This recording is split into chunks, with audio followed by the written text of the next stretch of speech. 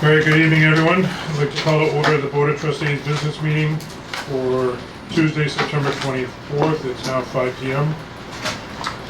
And our first item of business is review the July and August financials. Matt, would you like to start us off? Sure, yes. I didn't have a lot of notes for either month, so I guess I'll be brief. Sales were down a bit in July, a couple 100,000 kilowatt hours, and we had some overages in expenses, flaggers for the Ross Road project. And we had a couple of overages that were relating to timings, so we paid it in a different month last year. So that's all that I really have for July. There was nothing really exciting for that month. And when we say July revenues, are we talking actually June service that's billed in July, or? No, it would be, July. So it's actually power delivered Sure is. in July? Yep. Do the flags come with the operation, or why were we open? Well, when we put our budget together last year, we didn't know kind of when we'd be doing this Ross Road. And that's gonna come out of that project? Yeah, so we have the tree cash set project. aside for it, but I have to show it separately. And they had quoted us $40,000 in flaggers, and we said, we will use the same flagging company as you do, we'll directly bill them to us, and it's not gonna be anywhere near $40,000, and so that's why we did it that way.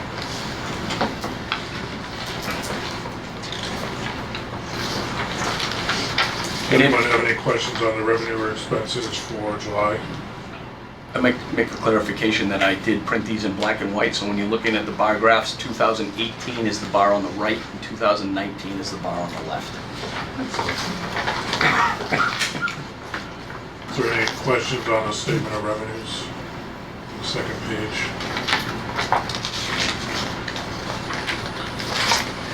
Statement of financial position.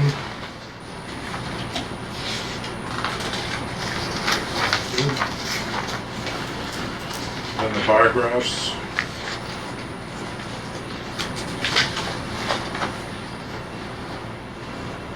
Everyone's good with the financials from July? Your fixed assets, you increased over a year, almost 100,000. Yeah, so that You is. sold stuff. Yeah, so the main component of that is the materials and equipment that we put out into the field. And so a good example is if we have a new house, the grid doesn't shrink. It So probably the new poles were put on some of them, and also on Ross Road. Yep, and then mostly subdivisions, yeah, people pay for it and then we capitalize it. All right, thank you. Here we can have it, accept a motion to accept the July financials as presented. No, we don't do it anymore, Duffy. Oh, we don't? Nope. Never mind. Somebody. So, Thank you. Russ Road with poles and everything? Yeah. Right? I noticed you had 2 poles. Yes. What's waiting for the other guys to come and attach? Yep, they cut them down in sections, so when USA transfers for us, they cut it down, and then cable and telephone come in. Cable will go over, attach theirs, cut it down, telephone will go over, and then we pull the pole. Right. August financials. Matt? August is kind of the opposite of July, so we were up in sales about 300,000 kilowatt hours, and overall we were down in expenses. We were still over what we expected because of the tree trimming, but then we had a couple of reductions, about $8,000. That was a timing issue with customer billing and printing. So we don't bill on exactly the same days each month. And so, sometimes the billing can shift to the next month when it's really for the previous month. And in administration, we also had less sick time this month, and a reduction in the workers' comp expense because we paid that kind of in a different time frame last year. So it's not really, if you would say, like an overall reduction in expenses, it's just that it belongs in another month. Is the easiest way to say that. Yeah, I see you also had some change in employees. Is that a full complement of employees for the month of August now? Yes, we're up to 100% once again. I'll hit that in the general manager's report. Okay. Does anyone have any questions on the financials for August?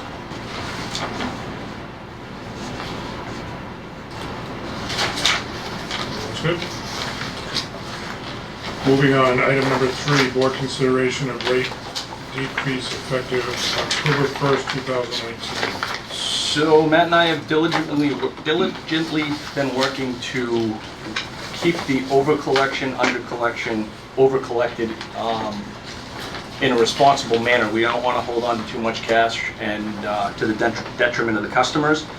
Matt and I ran a bunch of scenarios over the last couple of weeks, and this is the recommendation that we have to the board. So at the very bottom of the page, you see Energy RNS. What we've done is we're proposing to reduce the energy rate by 0.8%, to reduce RNS by, by 0.8%, RNS by 0.2%, transmission by 4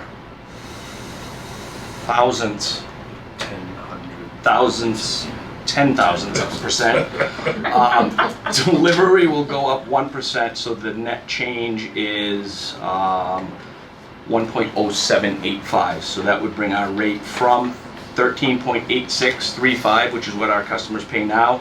That would bring the rate down to 12.7850. So a little over a penny. And we're going to keep that. Does not affect our ability to keep our over and under collection in the position where it needs to be. Matt and I do not want to be in an under collected position again.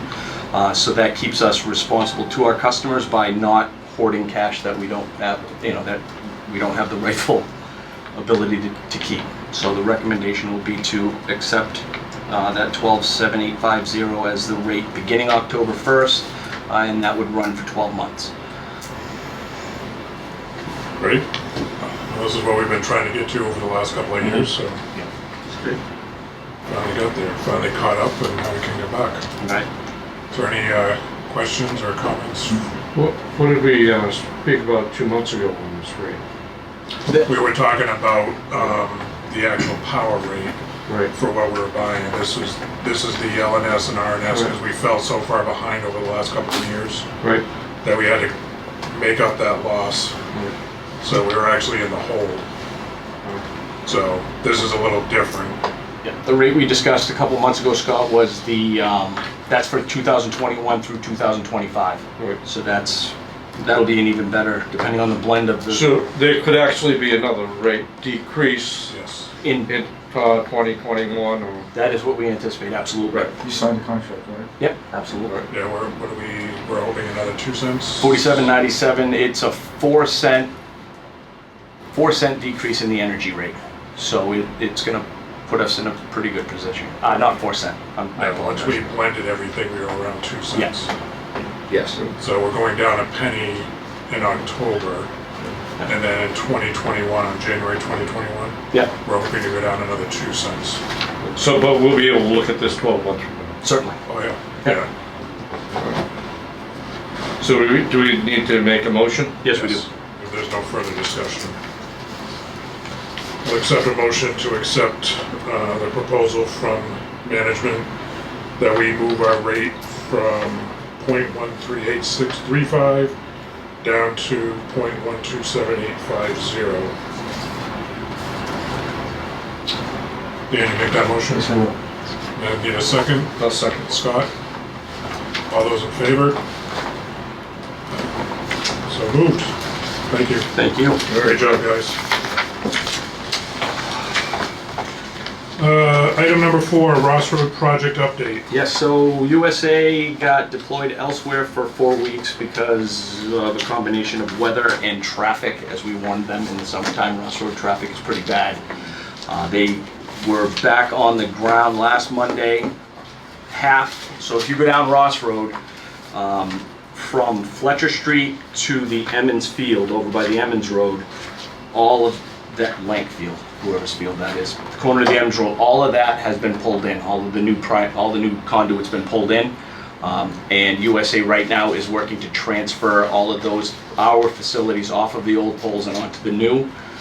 Tomorrow at 9 o'clock, Ross's Corner Woods is going to take about a 3-hour outage to transfer the pole. That's quite a busy pole, so they've been informed, they know it's coming.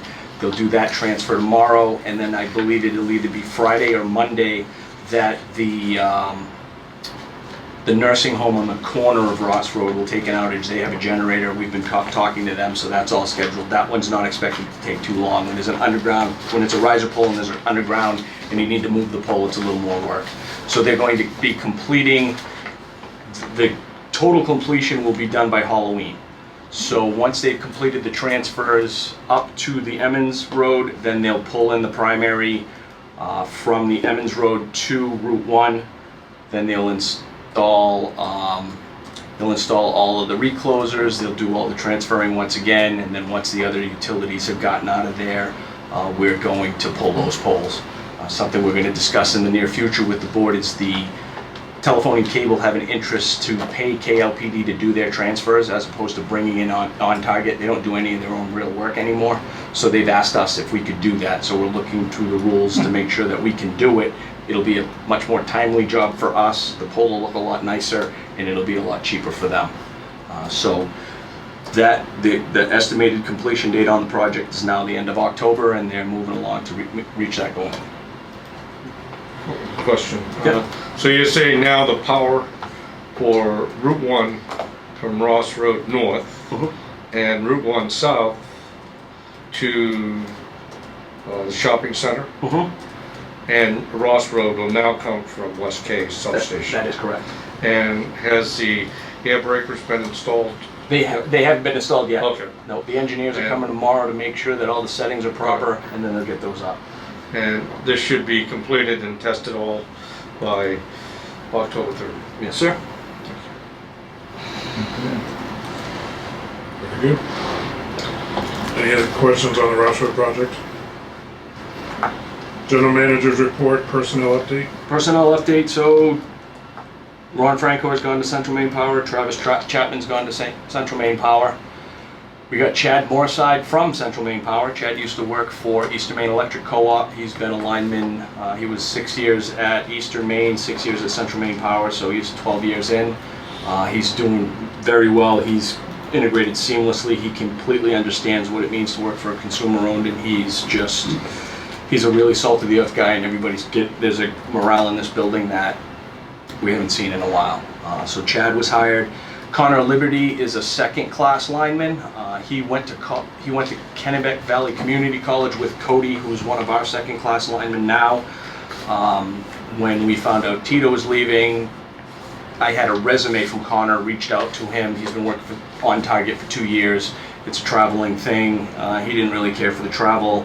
Connor is 20 years old. Connor Liberty, he is as positive a guy as I've ever seen. I almost was ready to hire him from the first things he said. He's 20 years old and he wants to find a consumer-owned that he can retire from 40 years from now. That's the kind of guy we're looking for, and he is a very, very sharp kid. He's pretty squared away. His uncle is Randy Liberty, the director of corrections for the state of Maine. So he's got a very good outlook, and he's a really great kid, and I think we're doing really well now. The guys are talking to each other and having fun, and it's nice to see. So Is it first class? he's a second class. He'll be first class. We're working on determining how him and Cody they'll be moving up the ranks depending on the next assessment of their And we only skills. have one first class? We have Justin, who's a first class, Chad, who's a first class, Kevin, who's the general foreman, but is a first class. Okay. And then we've used for years, Ray Marion lives in Wells. He retired from Holyoke several years ago. He was a lineman with Holyoke for 30 plus years, and he's in better shape than I am, and he loves working for us. So when we get down, he comes in and gives us a hand. So he's a great help as well. So we have an extra first class lineman. Is the door locked? We have an extra first class lineman that is at our disposal. Somebody wants to lock the door.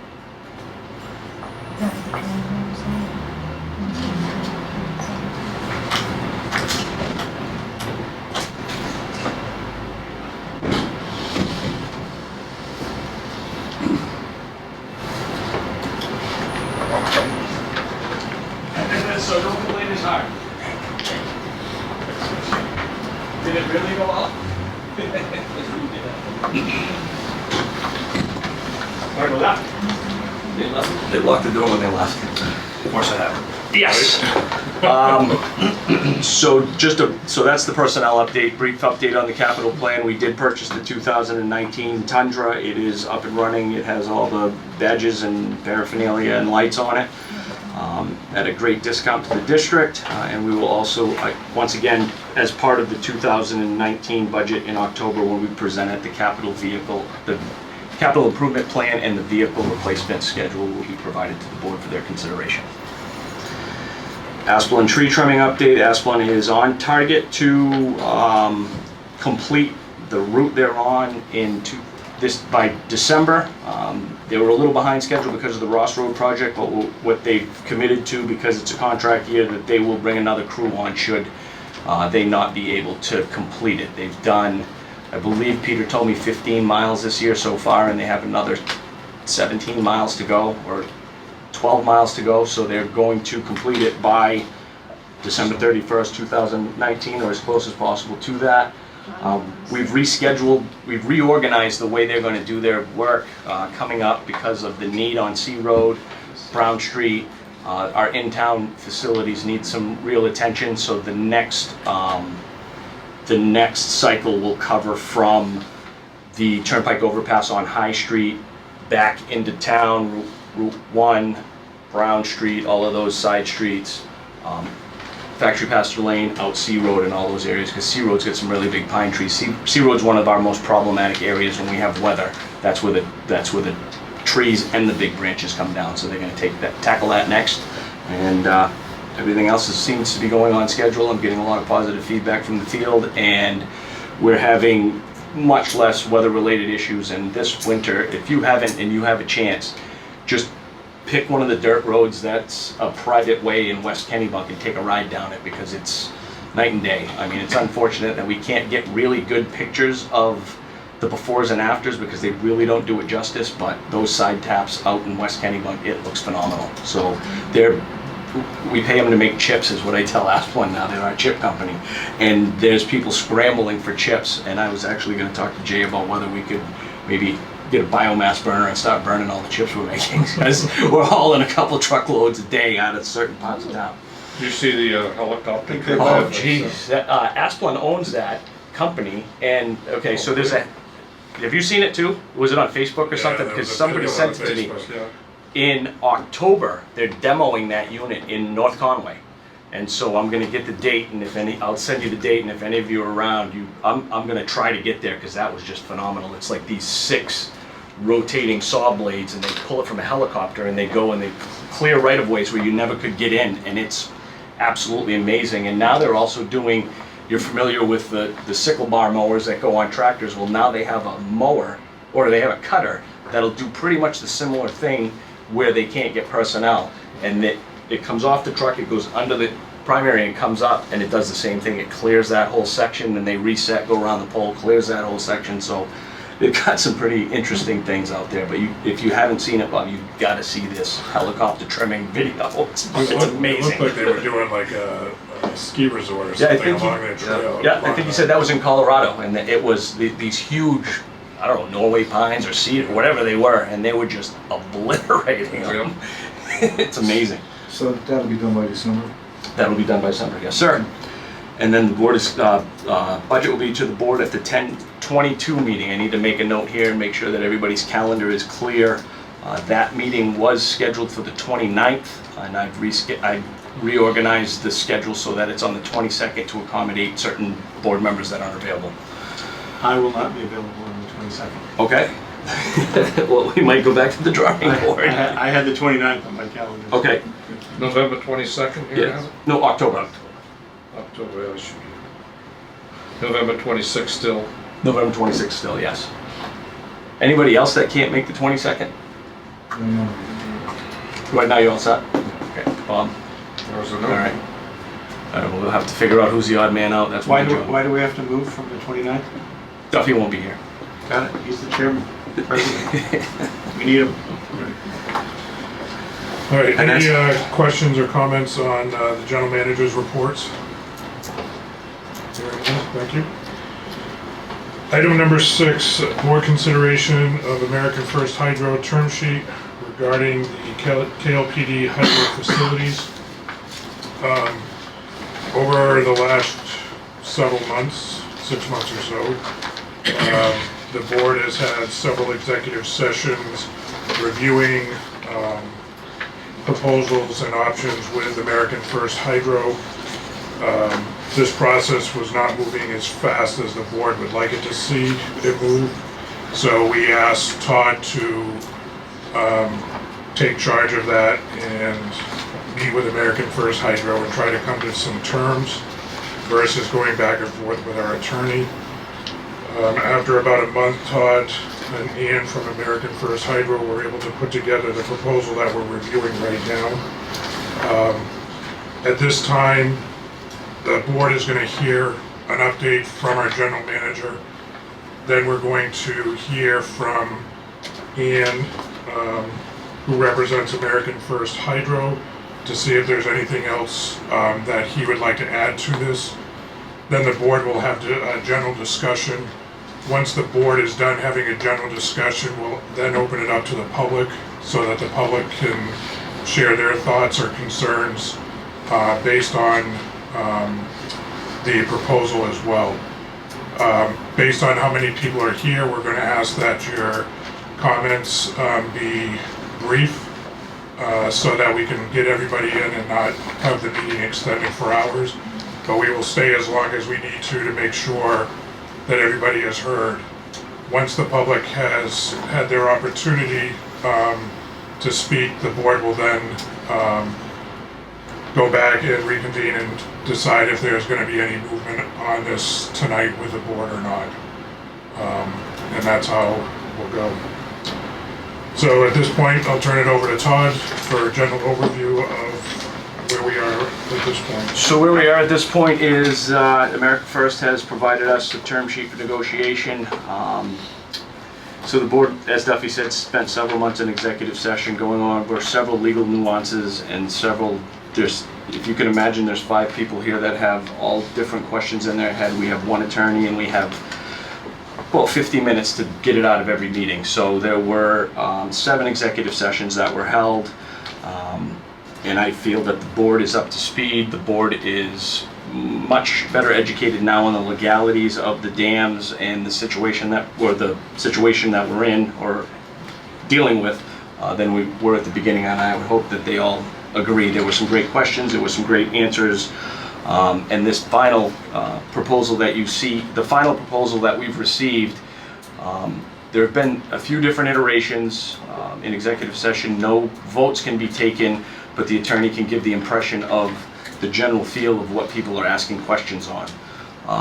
So this term sheet, it differs from the last version that we've seen. If you look through the petition to transfer, now I'm speaking to the board because I don't know if everybody has a copy. It is on the website. So petition to transfer the license. The change here is the district and the company shall work together to transfer the license and work towards surrendering Kesslin as a non-power facility. That is a change.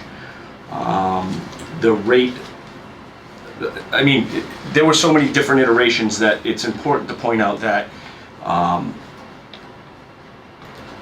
the transfer of property as is where is was a big sticking point that we kind of back and forth on. Compliance with laws. Obviously we're going to adhere to all the laws, indemnification, power purchase agreement, the rate, it mirrors, it would be a 20-year power purchase agreement at 8.735 cents a kilowatt hour, which is the same rate that we're paying for our solar out in West Kennebunk. Project license and retention did change to a period of 3 years where that can be transferable should the district give prior written consent. And then the purchase option, which we probably need to discuss. It hasn't been in any other iterations, and if we were to move forward with the purchase option, it will have to be much better, much more properly spelled out. But this is just terms and conditions, term sheet. This isn't the contract, so that'll have to be spelled out as well. So currently where we sit is this is the offer from America First for the transfer of the license and for the transfer of the facilities. So this is new, that this term sheet that you're giving, you're saying this is new just this week?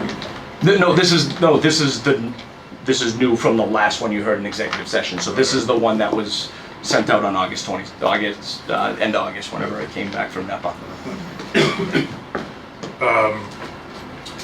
Ian, do you have anything you'd like to add at this point before the board goes into discussion? At this point, no, I don't have anything to add. Can we ask questions to? Absolutely, yeah. At this point, the discussion is to be amongst the board, and if you have any questions of Ian, we can ask Ian whatever questions you want at this point pertaining to this, or information that you feel that you may want. But the board is having the discussion, and Ian's will be able to ask him as well.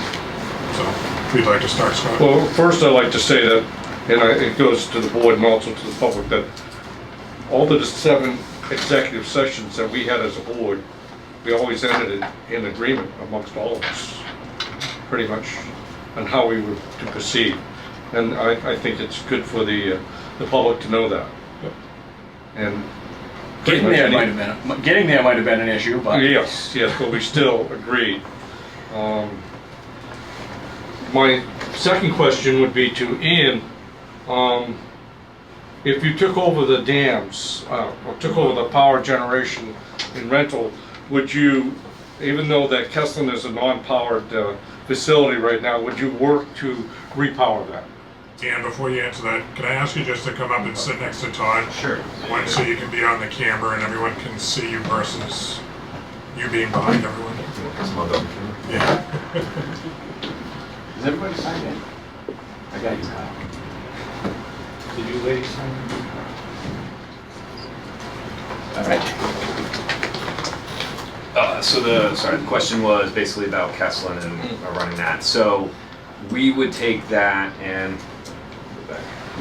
for Kesslin we would assess, because we know that there is various levels of repair and disrepair at Kesslin. So it'd be something where we'd have to get in and go through and understand. Right now my understanding is Kesslin's non-operable. As such, we would have to get in there and see what it would take to get it operable. Right.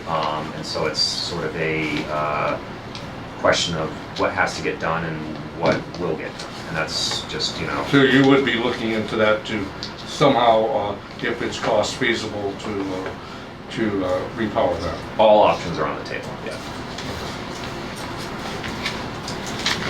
The second question I would say would be to the board. If we do turn this, turn the license over to them, and then eventually turn the dams over to them and the power generation, would there be a cost of the facility that they would have to bear? And that would be up to the board to decide. Right. You know, if we wanted to negotiate a sale price, could be as little as $1 and as much as wherever the board decided to take that. And this is pretty much just a lease to operate. Well, it could be a lease, or it could be A sale. we could just turn and surrender the license with FERC's approval. We could be turning the license over at an early date, so ending our license 3 years earlier, or we could proceed forward keeping the license for 3 years and then turning it over at that. So there's 2 different negotiations you could have, but they both would have to go through FERC That's all the questions I have right now. Okay. The term.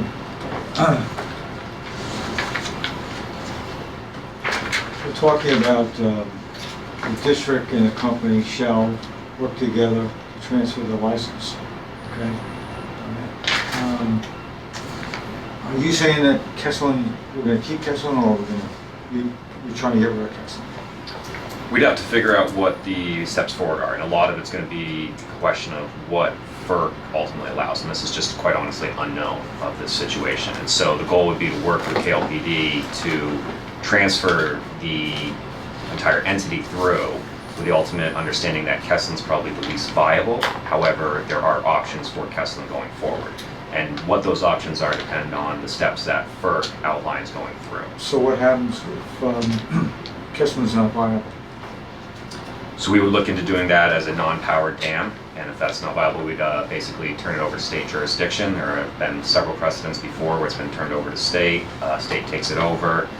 We would either pay them some sort of leasing fee, work out a contract with them, or go from there. And So it won't be torn down? no, that's not my intention at all, no. No intention to tear it down. I got one more question, okay? Yep. Price of project and license retention, you say for a period of 3 years. You have to do this right, written, you have to come to us for written authority. Is there any way you could increase that a little more? I think with the right parameters, yes. It's just I certainly don't have anything against that, and it's certainly something that if we want to have a cordial relationship with the board, I'd be happy to present it if that was going to go through. We just don't want, basically, yeah, that's all. We're happy to go. And, yeah. That's it. Yeah, so, Jake? Todd, can you help me understand what our new price is for energy under the new NextEra provision? All else remaining constant. Not the blended rate, but the new price that we're paying. Correct, that's what I'm saying. All else remaining constant, meaning RNS, LNS capacity, all of those other charges. We will be undelivered, the power will be about 7.9 cents a kilowatt hour.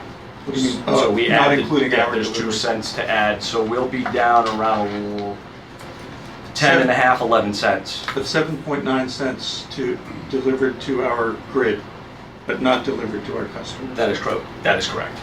Similar to what we're paying now for solar is 8.735. And that's a all comparable in. price, That is correct. not including our own delivery. That is correct. So there are no, for the locally generated energy that is behind the meter, there's no additional charges to that. So our new power is almost a penny less, Yes. not quite, than our solar power, Correct. Depending, that will and also, then the proposal from FH. that's correct. The lower rate is dependent also upon the 30% that we left open and what we can secure that rate at. So if we could get a We lot of might get it. renewables or so, we could lower that rate, or we could come up a little bit, but it's 30%, so it's not gonna make a humongous impact, but it'll shift it one way or the other. But our current market rate is nearly a penny less, Yes. 0.8 cents. Yes, sir. And my recollection is when we decided to do the solar, the 8.735 was lower than our cost. That is correct. And I'm not aware that the board has ever decided to sign a contract, particularly a long-term contract, and correct me if I'm wrong, for power at a rate higher than our current market rate. I can't speak to ever, but During your 7 years, or during my 5 years. 5-year tenure here, yes. And perhaps others have been here longer, could speak to that. I'm not aware of it, I've been here 7. Okay, so my first comment on this proposal is that I find it difficult to justify paying more for power than we're currently paying. I think we need to make a good business decision each time we make a decision. We know the market's volatile. And we're in a pretty good spot right now. I don't know why we would pay more. Second thing, I have some concern about the proposal as it stands. In the letter of October 2018, we were expecting that this proposal would operate all three dams. Now we're down to two, Kesslin being the most prominent and visible of all of them. And I just heard that perhaps we would work together to give the dam to the state. It baffles me why the state would want the dam with no power, but I'd be interested to learn more about that. And I'm not clear why we would work with AFH to surrender the Kesslin Dam when all we need to do is file a surrender for that dam or all of our dams. And the latest information that I think we have from our attorneys and from the market is that surrendering in place is very viable and the cost would be zero or de minimis, meaning not much. And this is quite a change from 5 years ago when we had the Wright Pierce study telling us that to decommission these dams might be $1 million or $1.5 million. So I think we got to remember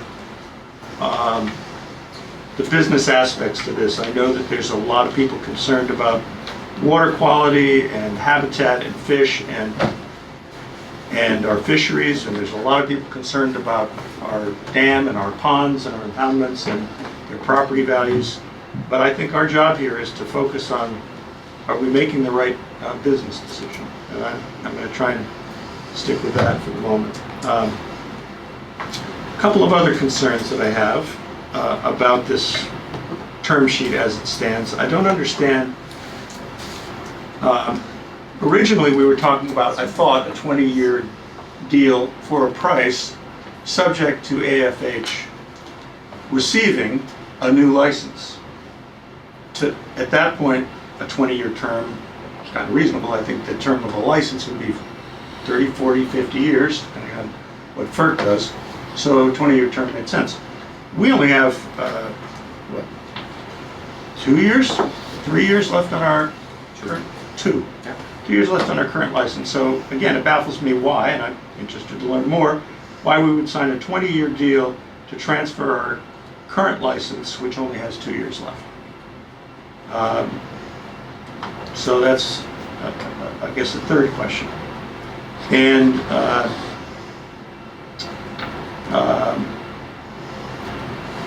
I'm concerned about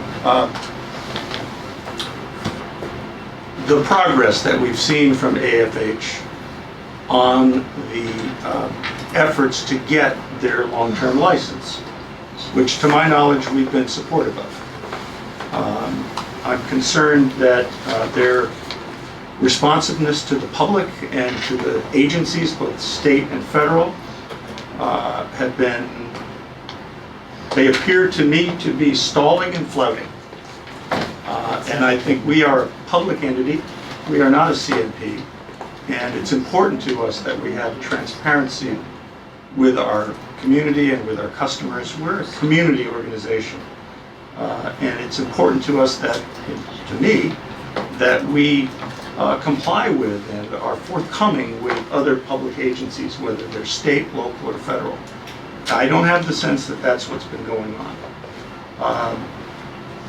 So I'm concerned about that. I'm concerned about whether we actually have demonstrated trustworthiness and responsiveness and public concern in mind if we're going to transfer a public asset to a private company.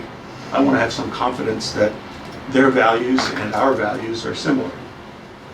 So I'm concerned about that. I'm concerned about one other thing as well.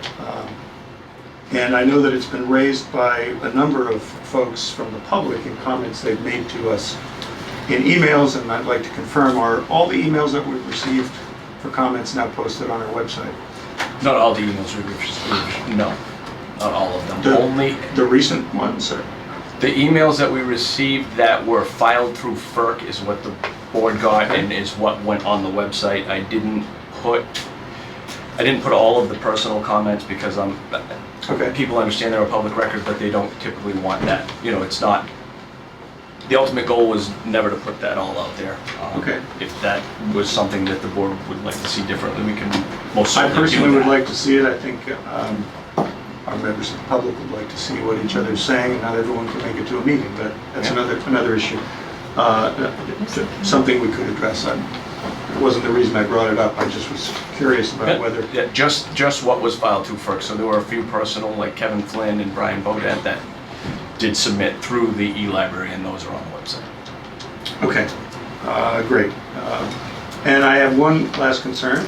Sorry to take so long, but this is a long time in coming to get into the public record on this subject.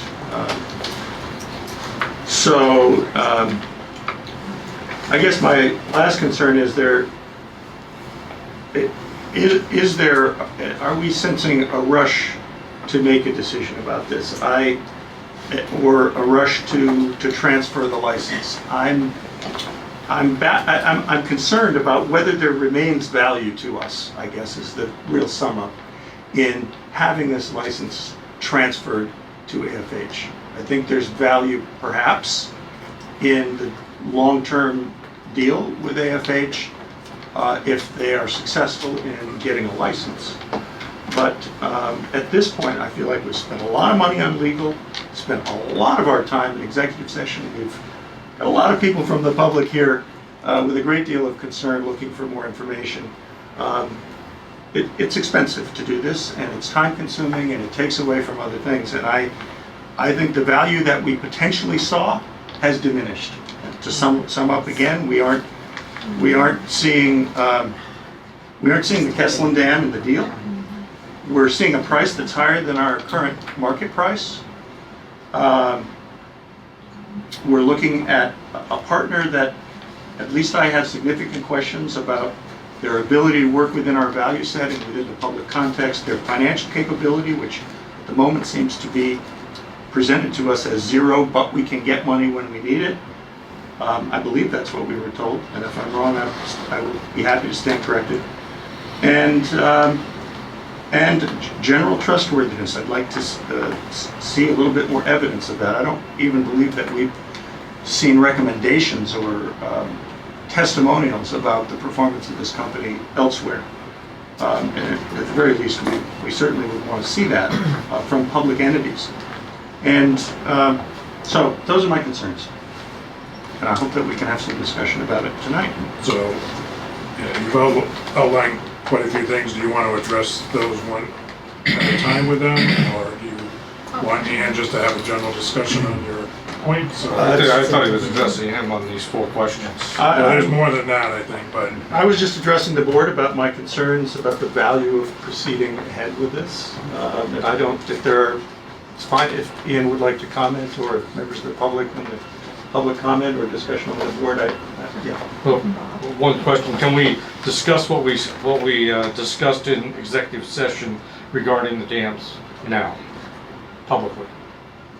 Because everything that we discussed about this was in executive session. yeah, I don't see a reason why not at this point. Everything's out, so I don't see it. Todd, do you see any reason why? Well, not everything is out, but, Yeah, I mean, just keep in mind that there's legal I mean, we items discussed that we shouldn't discuss to show our hand. items of options that we got Yes. with the lawyer. Right, And what he just mentioned yeah. had to do with what the lawyer had given us for information, You can, which is a little bit different from what Jay is telling us right now in the public setting. So that's I have a concerns. discussion that board members can have I amongst have each no other. opposition right now to you discussing it. Yeah, go right ahead. Because, I don't know, first of all, did Ian want to answer any of these questions on too much? Why, I think the terms, I know that we discussed in executive sessions on the first terms that was given, and especially with the no power to pay, which we all disagreed with at that time. And we mentioned that the price would have to come down to somewhat what we pay for the solar power, which now we have a contract with that. And that was discussed amongst all of us. Right. They also Pretty had much it- saying, they also even had yourself, it- Jim. They And also then you had the mentioned- escalators. I've never agreed that that would be the pricing. And we can't make decisions in executive session. We discussed it, but I didn't agree to it. But you stated your concerns that that would be a viable cost. And now we have a much lower price in the public market But when did that come about? in the last month. Right, and when did you make this contract? It was prior August to... 22nd, yeah. Well, probably prior to that price going down. So, that's, with all due respect, how did he know that the price was gonna go down? Who? Ian and Todd at that time. No, I'm sure they didn't. And this No, isn't and, this so isn't they a come up with a contract. price here, and now you're saying, oh, well, this price went down, so we can't accept it because of that price. That's right. That is what I'm Okay, saying. that's all right. I think we should work within the The market. second thing, the terms of the years, we discussed by the lawyer, telling us that if American First Hydro gets this, gets their license for it, there's options for them. That they can just take over the dams and not pay us hardly anything for the power. We're gonna be told what we're gonna have to pay them. Well, not necessarily. If there's no agreement, FERC can't demand that we purchase the power. That's right. So, And it's gonna be probably at a higher price than, Just one more seat in the back. but you can also, we all looked at that and we said, well, we don't wanna pay the extra price there. So this is why we said we need to get this agreement. well, the price that was discussed in the initial terms with the attorney was also, had an escalator on there, Right. where the price was going to escalate over the term of the contract. And Yeah, that was the term. Right, the board was not in favor of that Exactly. escalator. But That point. I'm talking about what the lawyer mentioned to us, that if we don't have an agreement, they get the license and they produce the power, we have to pay them something. And that something could be something that we don't like. I don't know that was That that, it came- He's kind of summarizing we could be forced under PURPA to Right. purchase the power, but we purchase it at the avoided cost of what the district pays. And so, And it's gonna if be you higher get than through this that price. legal battle, you don't know what it'll end up being. Well, that's gonna. It wouldn't necessarily be higher than that, but it could be. Right. It all gets back to FERC again. And as far as the license value, license value, you guys surrendered. The license had a value when you surrendered it. They're taking it over. They're making the cost, and we were told a different cost. Obviously, he's doing it at a much cheaper rate than what we were told. Or what you were told when you had the decision whether to surrender the license or not. Would you explain that again, Scott? I'm not sure what you mean. The cost that you were told when you surrendered the license, or prior to surrendering the license, was much higher than the cost of what they're paying to get a license. I think he's saying And so you made a decision. when the board made the decision to not file for the subsequent license Right. and regarding right to use is Technically what he's surrendering the referring. license. The prices that were estimated. Not to be cheaper. filling out the application and basically surrender the license to FERC in 2022. Right. But Wright Pierce, I believe, gave you those costs, which were pretty high compared to what American First Hydro was paying. What do we pay for Wright Pierce? What's the cost to us? Over the years, Yeah, 300,000. 300,000. Okay. So, I really like to, as far as the costs that both our manager and Ian has come up, American First Hydro has come up, is pretty valuable for if we want to turn these generating dams over to American First Hydro prior to the license. I think that's a good cost.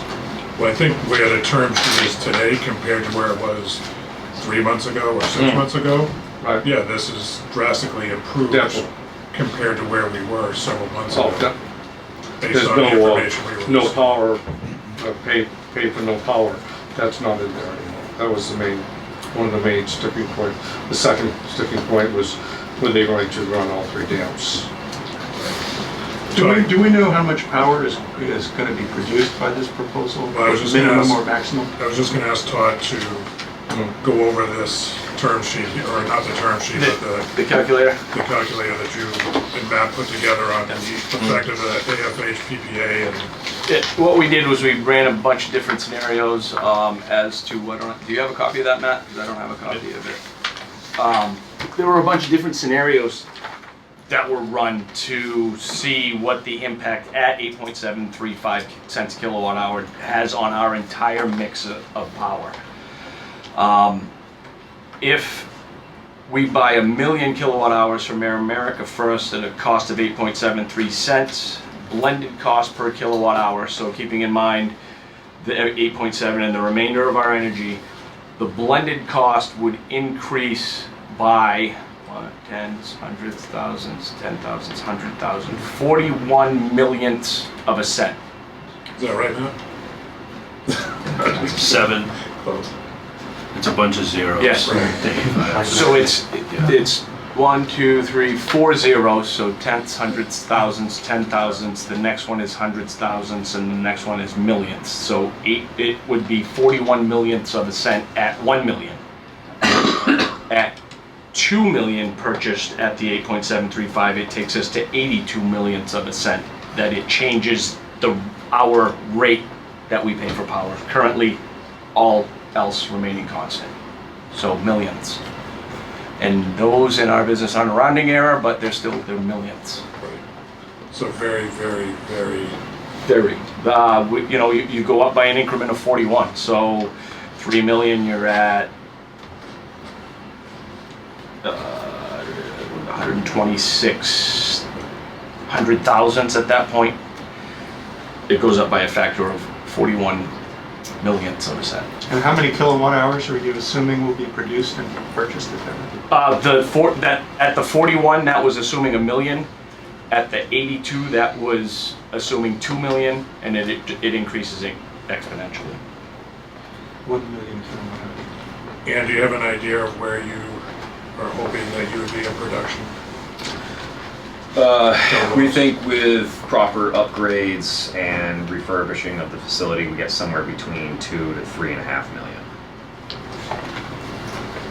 And obviously that depends on yearly flow, how well the job we do. Probably more back-end weighted than it is front-end weighted, just because the investment would take place. So, but yeah, general answer to that is 2 to 3, with probably more like 1 at the beginning. Ian, is that with the 3 dams or? With the 3, yeah. That's with all 3 producing. Yes. But But you pulled one off. but right now, we know that Kesslin is not working. Kesslin is in need of extensive repair work. Right, and in the scheme of things, Kesslin doesn't have a huge overall swing. I mean, basically, the flow duration curves we've run say it probably goes, maybe it swings things by 1 million in a good year, which again sounds like a lot, but you're going to have a lot more drought years because you just don't have the flow at Kesslin that properly matches for the production. So it's not as big of a swing factor as Twine and Dane are. So without Kesselin, it's 1 to 2.5 million? Is that what you're saying? No, I'd say you're probably looking, like I said, we're probably looking at 2 to 3.5, and again, that really depends, and that's sort of a broad range. So in a dry year, you're down to 2. Kesslin's probably de minimis at that point, but then you're up to about 3.5 during a wetter year with all 3. Now, if you just take Twine and Dane, you're talking probably about 2.5 to 3. So that's where we get that 0.5 to 0.9 swing or so takes place. Okay, thank you. And how soon do you feel, how many years do you anticipate it will take you to ramp up to get there? To that 2 to 2.5? Once you get production, it's really a question of when you put the investment. So if we were to say put the capital investment in 2020, I would say by the 2020-21 wet season, that's when we would start to see that ramp up. Whether or not we would hit all of that remains to be seen, because that would be a question of, well, fine-tuning the equipment and everything like that. So I would say my best estimate would be probably a 2022, so say 2 to 3 years out from the capital investment standpoint. So Todd, based on this sheet, you didn't, in the first bracket at the top, Yes? where are we seeing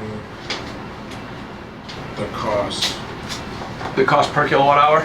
The next to the last You got a column. million kilowatt hours here. Yep. So at a million kilowatt hours, you're looking at about 87,000 for purchase. That is correct. And the solar is still staying the same. Yeah, the solar is, Next 20 years, right? yep, So right now, based on this sheet, we would be purchasing from NextEra the majority of our load, which is 8,753,755. For solar, we would be at 471,320. yep, And then for the dams, we would be at 87,350, that's correct. for a total of 9,312,425. Yep. And that's based at a million. If he went up to 2 million, then that number is gonna shift a little bit. Yes, So where is that number gonna shift? that number would shift, if everything else remained the same, it would go from the bunch of zeros 4-1 to a bunch of zeros 8-2. Right, but that, Oh, that'll be, that amount's gonna come out of the NextEra amount, or where's that? no, that'll be added to the blended cost per kilowatt For hour. the other 30%. Correct, so as we're always trying to be in a collected position, not under or over, the rate would be adjusted accordingly in order to make up that difference should it become problematic. Or become, if as it becomes a factor in our day-to-day business, then the board has the ability to adjust the rate to make up for that under collection. So right now, you're in your sheet, we're looking at a million, Ian's saying he's probably 2.5, upwards of 3 million. Yep. So that 87,350 would just be times by the 2 or 3, depending on where he's going, and then, That is correct. do you have a percentage, or can you give me a percentage on what that million is compared to, is it 2%? Less than 1. Less than 1%? We do 110 million, so a million would be less than 1%. That's the amount of power that we would be receiving, even if he hit the 2 or 3, Would be, would still be less than 1%. yes. But if he went up to the 2 or 3, then it's gonna be a little more than 1%. Yeah. But it's still a very small Very small. portion of our overall. And you'd also, that would be a cost, it would not be, the increase in cost would not be a great increase. Correct. Correct. And also, if you want to look at it this way, NextEra, how are they producing all their power? Where they get their power? A bunch of different. Is it saying all renewable energy? No, No, 30% renewable. 30%. 30%, yeah. 30%. Can I ask you, Todd, the number you gave us earlier of 7.9 cents for the new NextEra price that we've now signed up? Yes. Is that on your various scenarios, the 8.27 cents that you've got, is that a blended rate, or is that the prior rate before we get the new price? No, the new rate, the 2021 rate isn't factored into this. Is not. It's not. No, this is as we stand, the way that our current rate, what we're currently paying for solar, scenarios were not run for beyond 2021 to see what that does because of the several other charges that come along with it. So we haven't projected that because it'll be so, it's difficult projecting. You may think it's not that accurate, but to go beyond 2021, not knowing really much of anything except for that, we don't know what the additional 30% is, what that does to the final rate. So we know what the 70% is for the energy portion. Right. Capacities coming down, RNS and LNS are always moving, but we don't know what that 30% will do. We can get an idea now using this calculator to see how much movement we can take in going for that 30% to see what it'll do to our 4797, but we have not run the scenario beyond 2021. But also the solar West Kennebunk is Yes. going to stay the same. It is. And that was what we discussed in executive session, that if we get it the same rate as the solar rate, I thought we'd be getting a good deal. I think we did say that, yes. Well, that was a general discussion at the time, Yes. yes. Jay, you had mentioned something about the transfer of the license 2 years versus 20 years. Can you- Yeah, well, I'm just wondering what, at this point, it's been so long, we've been working on this, and we're looking at a 20-year, it's really a question, but I guess, why are we looking at a 20-year price for the transfer of the license when the license expires in 2 years? Why wouldn't we look at a 2-year price? And if we're going to negotiate with America First Hydro about the license that they're trying to get upon the expiration of our license, that would be where we would negotiate a 10, 15, 20 or more year price and term. It seems like, so why would we do that? How could we commit to a 20-year price on something that only goes for 2 years? That's the question. But aren't we talking about transferring a license here? Well, Yeah. that's one of the So if you options. transfer the license, then that's the end of it. Yeah, for 2 years, but our license only goes for 2 years. But they Right. get no license in place. If they do, that's their application that they're doing right now. Right, but this term sheet, I mean, obviously is open for conversation. Right. And the terms between us and AFH, if the board decides they want to move forward with that, is all open for discussion. And that's why we've asked Ann here to help, Right. go through that process. One of the options would be to surrender the license to AFH if they can get the approval through FERC early, which would then null and void our remaining term and then would begin his term. Right. Right. So, and at that point, but also, right. also through the discussions that we had in executive session at the time, we were talking, this was the starting rate, this 8.7, and then AFH was asking for an escalator Right. over They were.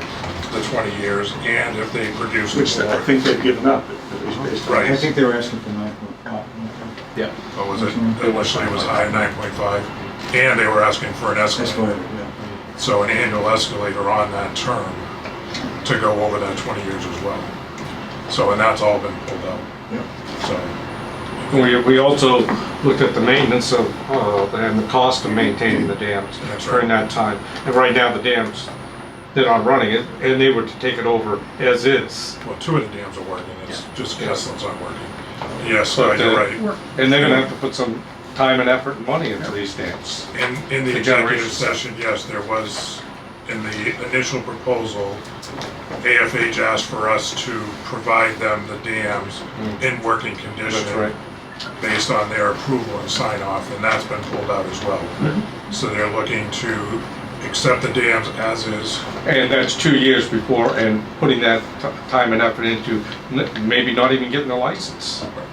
But they're still gonna put the time and effort into it. And I don't know if you can remember everything that Jay spoke about earlier, but I'd like you to have the opportunity to speak to some of his concerns as well. Yeah, I mean, I think the one that you probably spent the most time on was more the character issue as far as discussing with agencies and everything like that. We have plenty of ongoing discussion with agencies. A lot of it has to be presented in a certain way, go through. Our studies are going on right now. We have full plans that every single study will be completed by November. Our consultants are going through. There was a delay overall. Consultants did not take the reins as quickly as we wanted to. Part of that was me trying to stay out. It's kind of one of those damned if I do, damned if I don't. So if I was in it, I'd be told I was in it too much, which you've heard at meetings. If I'm not in it, I'm not taking the reins enough. So I've taken the reins a little bit more to get the study back on track. We're well on progress now to go through. Our consultants have been coming down. We've been talking with Todd on a regular basis, trying to make sure we know when the turbines are running, so we can get all the yield studies in. We'll have an updated status report from Kleinschmidt. I've been getting plenty of bills from Kleinschmidt, so I know they're doing something, or at least they're getting checks from me, I know that much. So we're going through there though, and I think if you question about sort of the work we've done at other facilities and everything like that, we have a very good reputation within New Hampshire. We have a very good reputation within the small hydro community. I know that one of the members in the audience got a letter from the Dam Bureau Safety Board in New Hampshire that basically outlined the work that we've done. And so, we've been very responsive, take care of their facility. We don't get very many angry calls, which is good. I don't like getting calls at 2 a.m., so it's always a nice thing, makes me sleep better. And so it's one of those things where we strive to ultimately achieve that. And I think it's something that if we look 5, 10, 15, 20 years down the road, we need to be good community stewards, both to the ratepayers, but then also to the board and the manager itself, because we need to make sure that we're working together. I mean, it is a very true partnership, and unlike some other resources, it's a very long-term, visceral partnership. It's one thing to have a wind farm 7,500 miles away and just say, we're going to pump the power in. It's like, no. Duffy sees it every single damn day. So One damn day after another. yeah, exactly. Joke never gets old. But it's one of those things where it's a very real part, and we understand that this is a part of the community. We understand this is a very big deal, and it's one of those things. I mean, for the added costs, if we're looking through this, the facilities are worth saying 4,100s. I mean, just the Wright Pierce studies alone were 121/100ths of a cent cost. So it's one of those things, we know that this is a long, ongoing cost for you guys, and that for us has been, we've been trying to figure out, well, how do we progress this on through? And it's one of those things where we want this to go forward because ultimately you guys can get it off your plate. You don't have to worry about the cost. You don't have to come to every meeting. You don't have to have 7 executive sessions where you're paying a lawyer and everybody else come up and go through it. You guys can do what you do best, and we do what we do best. So if that addresses that, I'd be happy to dive in deeper though if you need me to. Thank you. Is there anything else you'd like him to address before we? We've gotten a number of comments that FERC has been disappointed with the progress, and I'd like you to address that if you would. And I also just have a question about how, and maybe that's not the case, but we've had a number of email comments about that, and I believe there was a recent response from FERC asking you to be more responsive or to move along. The FERC response basically. A combined question too is, some of those studies that I think you were planning to do, aren't they sensitive to the time of year and the water levels and the fish migration patterns? So how, did we miss a window, and are you going to have to push some of that back till next spring, or how does that work? So the study's a very fluid sort of, getting studies done is a fluid process. As far as certain things come up, it's not unusual to push studies into a different study season. It's not unusual to have them done ahead of time. It's not unusual to modify the studies in the middle. So some of the studies, when we went out and developed the original drafts, we developed under a certain subset of thoughts of how we're going to get them done. We've since modified a number of the different studies, and we've had agency approval to do that. FERC's big comment. Agency meaning? Agency meaning main agencies, federal agencies. We've had ongoing discussions and everything like that. So we have a number of discussions going through on an ongoing basis. I've talked with Kathy at Maine DP more times than I can even remember. So it's one of those things. There's an ongoing discussion going through and everything like that. One of the things with FERC is they came through and they said, well, why didn't you do the desktop study and everything like that?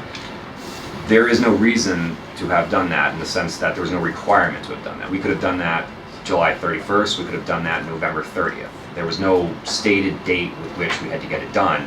So quite honestly, our entire plan to get it done was in the fall as we got the bulk of season, and that's largely a report-driven study. So when you're doing other reports, do that report. So to say that we are a little behind, sure. And again, as I addressed, that was some of our consultant, me not taking the reins as actively as I should have. But are we catching up? Yes. And are we going to get to the finish line? Absolutely.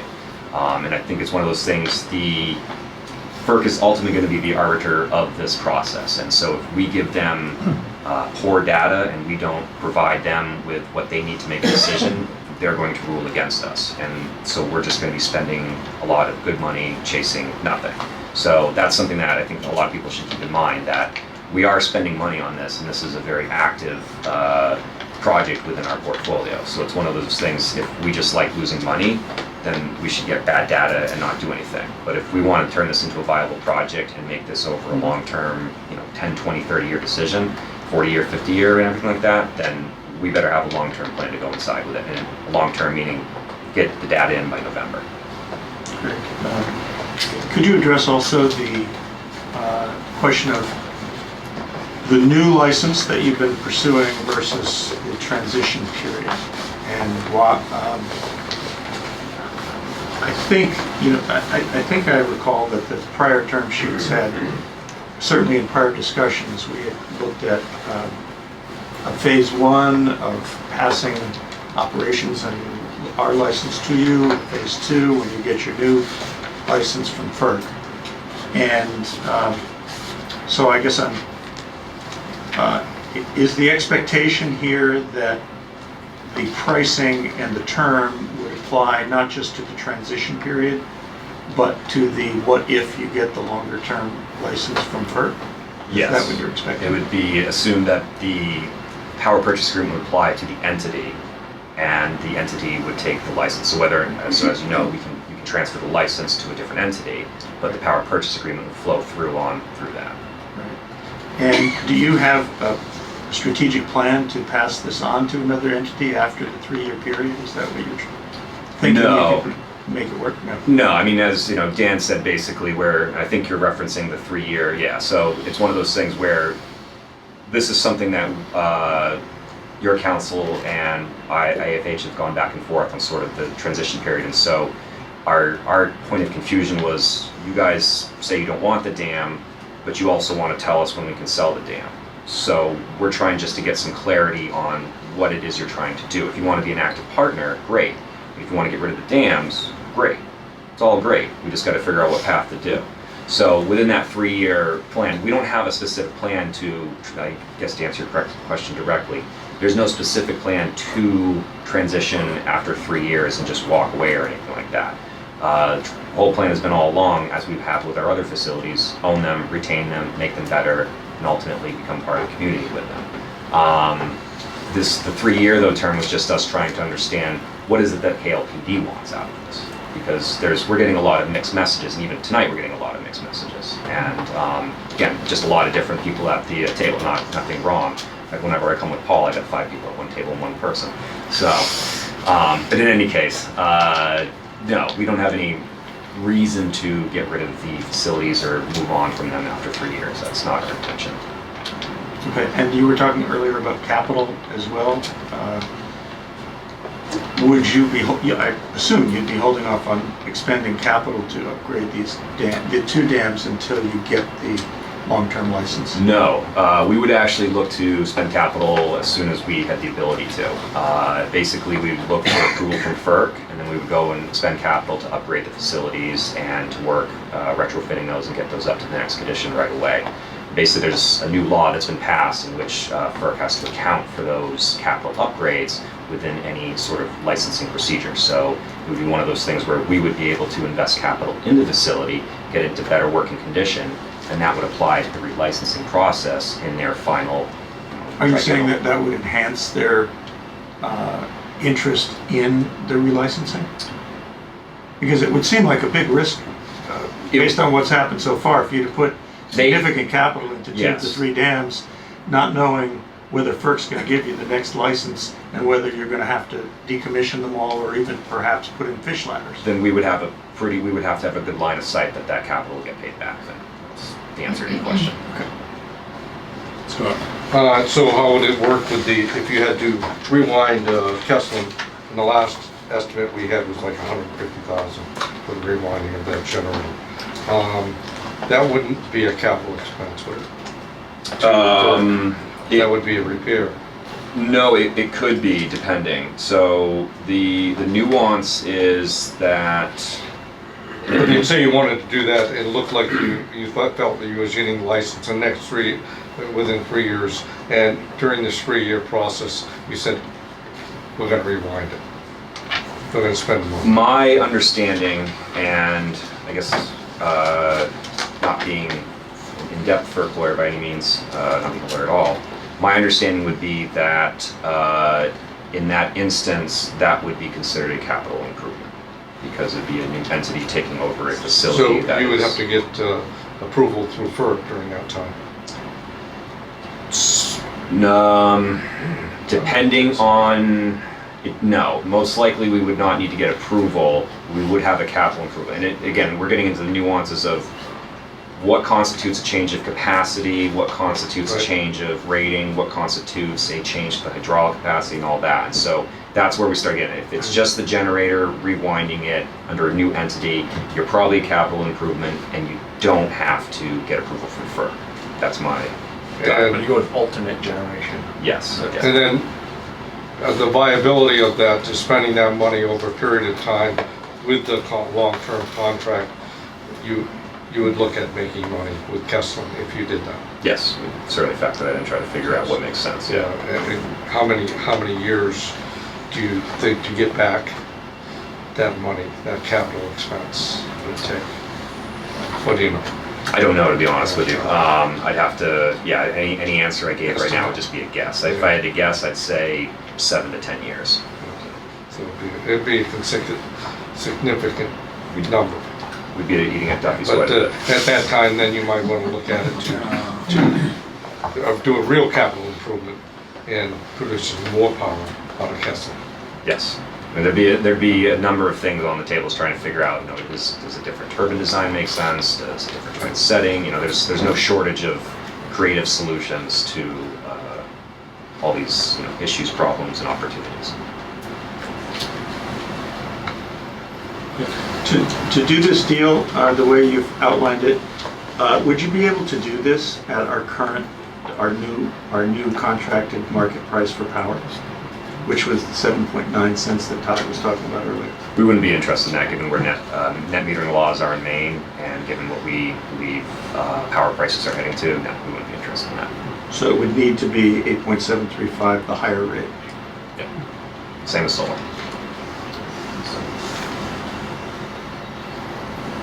Is there any other discussion with the board right now before we go to public comment? Well, there's a chance of us meeting, sitting down, talking. This is what we're doing. No, I mean, like, a meeting where we can discuss, terms and conditions of the contract. Can you speak up, please? I'm sorry, I can't, that's as loud as I can go. His question was, what is the possibility of the board meeting with Ann to work out a term with Ann and the board? And I believe at this point, now that we've gone public with this, we've opened this up, we have to stay public. So if the board wants to have any further meetings where it's just the board and Ann, I don't believe that we would be able to do that now in executive session unless we were looking for legal advice, at which time we'd have to ask our attorney to come. Well, our final, this isn't the final agreement.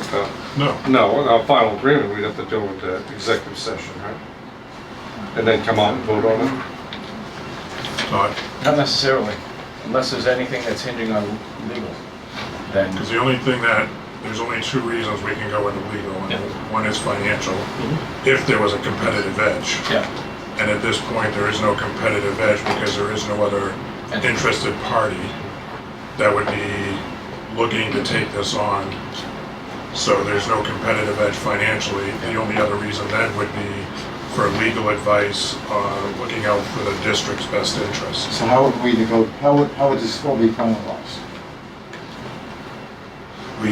You can. Send the paper back and forth? Paper shuffling or?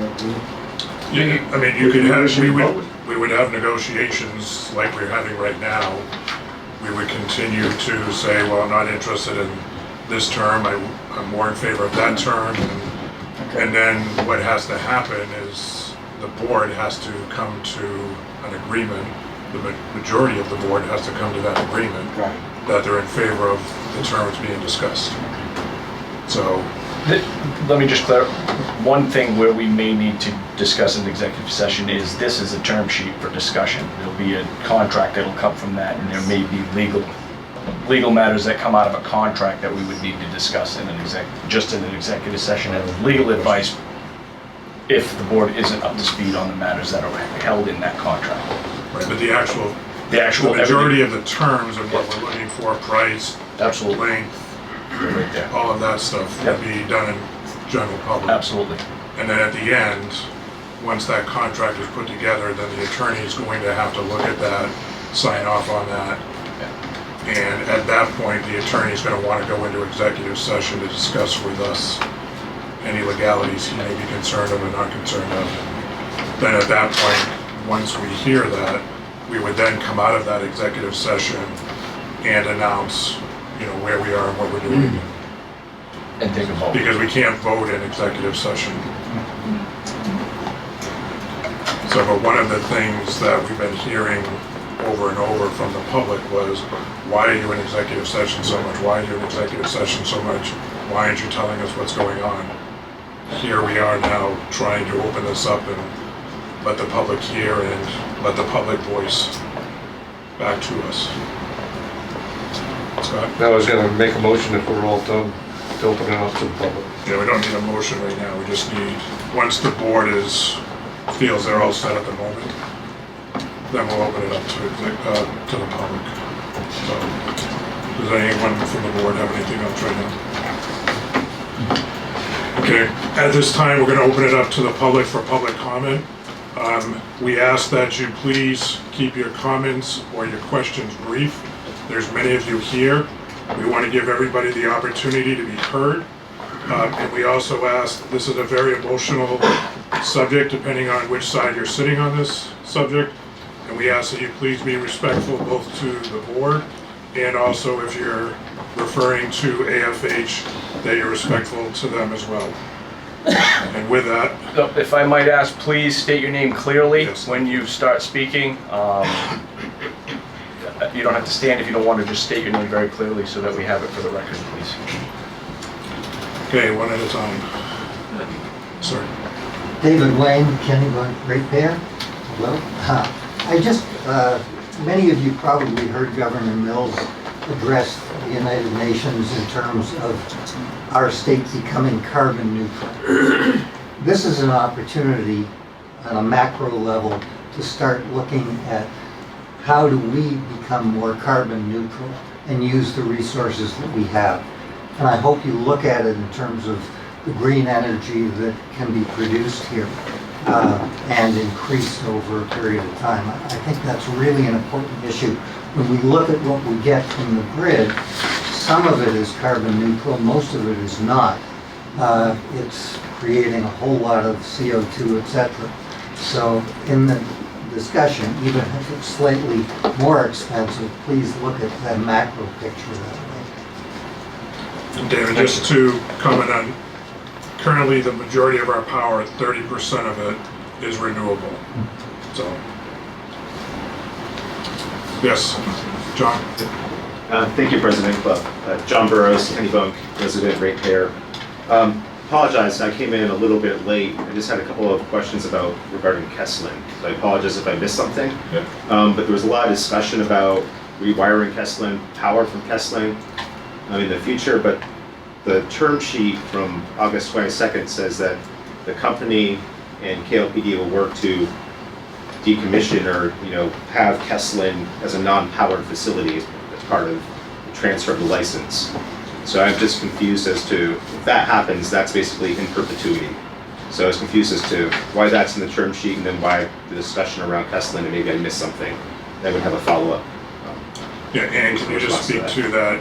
You had comments on that in the beginning. Yeah, I think it comes down to sort of just figuring out what the next steps are for Kesslin and what the next steps are. And, as the board has said, right now Kesslin's non-operable, so we'd have to go through and figure out what steps would be taking place to go through. Some discussion has been around whether or not it makes sense to make Kesslin a non-power dam, and that's been public through the various consultant reports too. This is nothing new or anything like that.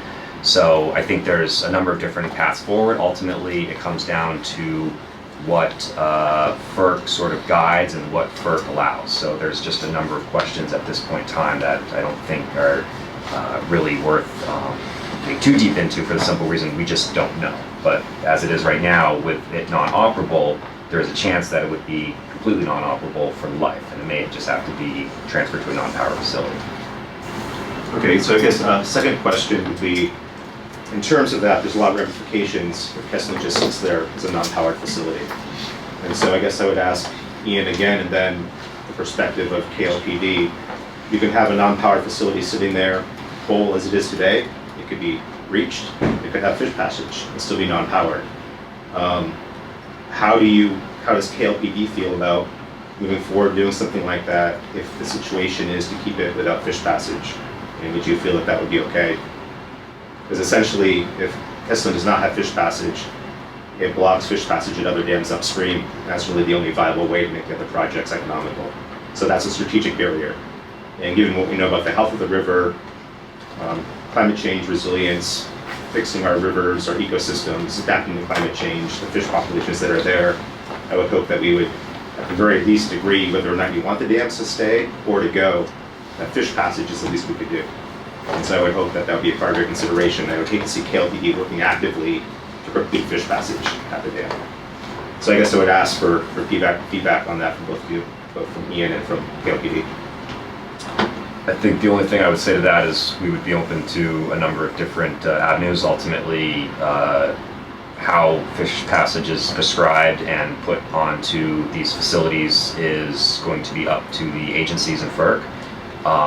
And how that morphs into Kesslin and how steps forward with Kesslin morph through, we would obviously have to factor into our capital improvement plans and how we make things go through. But at this point in time, all I can say is that we would be open and amenable to fish passage if that was the right that we have to go through with it. So, John, I've written down your question, and the board will discuss it at the end. Thank you, Duffy. Yeah. And Ian, thank you. Appreciate your comment. Yes, someone up, yeah. Yes, ma'am. Hi, Susan Bloomfield. I wasn't able to attend the August meeting, but I did review the details of that, and I have to say about America First Hydro, there seems to have been a minimal amount of effort at compliance. I haven't ever seen evidence of a credible business plan, and as a former federal biologist, I think the attention to these studies that had to be done was laughable. And as a ratepayer, I'm pretty baffled as to why KLPD is still taking this company seriously. And what is brought up at this meeting is if the Kesslin Dam is not viable, I don't understand why it wouldn't be torn down for the greater good.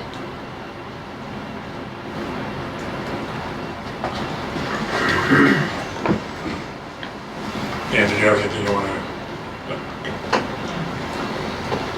In the back? Sure. Hi, my name is John Redmond. I'm a member of the Mouse and Twins on Border Lines. I'm just going to read this as quickly as I can because I want to respect time. Could you speak up a little bit? Yeah. Oh, yes. Of course. 3 minutes. As we know, KLPD has spent hundreds of thousands of dollars investigating the financial liability of continuing hydro production. 3 separate studies found under financial, technical, and regulatory assumptions deemed proper by all participating study consultants that continued hydropower production was not financially viable and more expensive than dam removal. AFH insists that's just not true. Their proposal implicitly claims they have a business plan that can generate sustainable positive financial flows over the indefinite future. Given all the analysis that's been done to this point, it seems fair to say that AFH's assertion strains credulity. And therefore, I believe the KLPD board, to meet its fiduciary responsibility, should demand that if FHA wishes to continue any dialogue, to make fully transparent how financially, technically, and in a regulatory compliant manner they plan to accomplish this, and that the board subject that plan at AFH's expense to the same rigorous independent analysis the Save the Dams group insisted you apply to your consulting studies. As they say, turnaround is fair play, and this seems like a really good case for the application of that motto. The appropriate detail AFF should provide the board would include, among other things, the technology it will utilize, how it will apply it, and how it would affect production. Discounted cash flow analysis over 30 to 40 years, similar to those provided by the consultants. How this approach will meet FERC regulatory requirements for fish passage, water quality, public access, recreation facilities, and other prominent regulatory issues. And finally, what other entities, if any, will be involved in what capacity in the future. AFA also should make clear what responsibility would bear for dam maintenance, repair, and upgrade. For example, what happens if a crack develops in a dam while under AFA operational control, or a major storm damages a dam and otherwise creates a public safety threat such as flooding? Would KLPD be liable for major costs associated with the actions of others who had operational control at the time? To fully evaluate the viability of the business plan, AFH also must provide the board with a clear overview of its overall financial status and its assets, such as assets and liabilities, annual budgets, and standard financial measures of corporate viability and sustainability. Such disclosure also must specify where the funds for dam upgrade and production will come from and how those fit within AFH's overall financial structure and dam operations. To the best of my knowledge, AFA has never disclosed to the board any such detailed financial or technical analysis. However, all of this is necessary for the board and for the citizens of Kennebunkport to make a fully informed decision.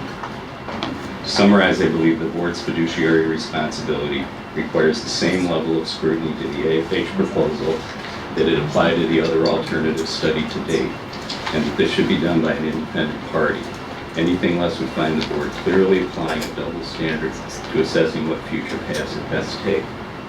AFH likely to resist any such request. In fact, to date, it has been so grossly negligent in providing FERC-requested information required for the relicensing process that FERC is threatening to dismiss its application.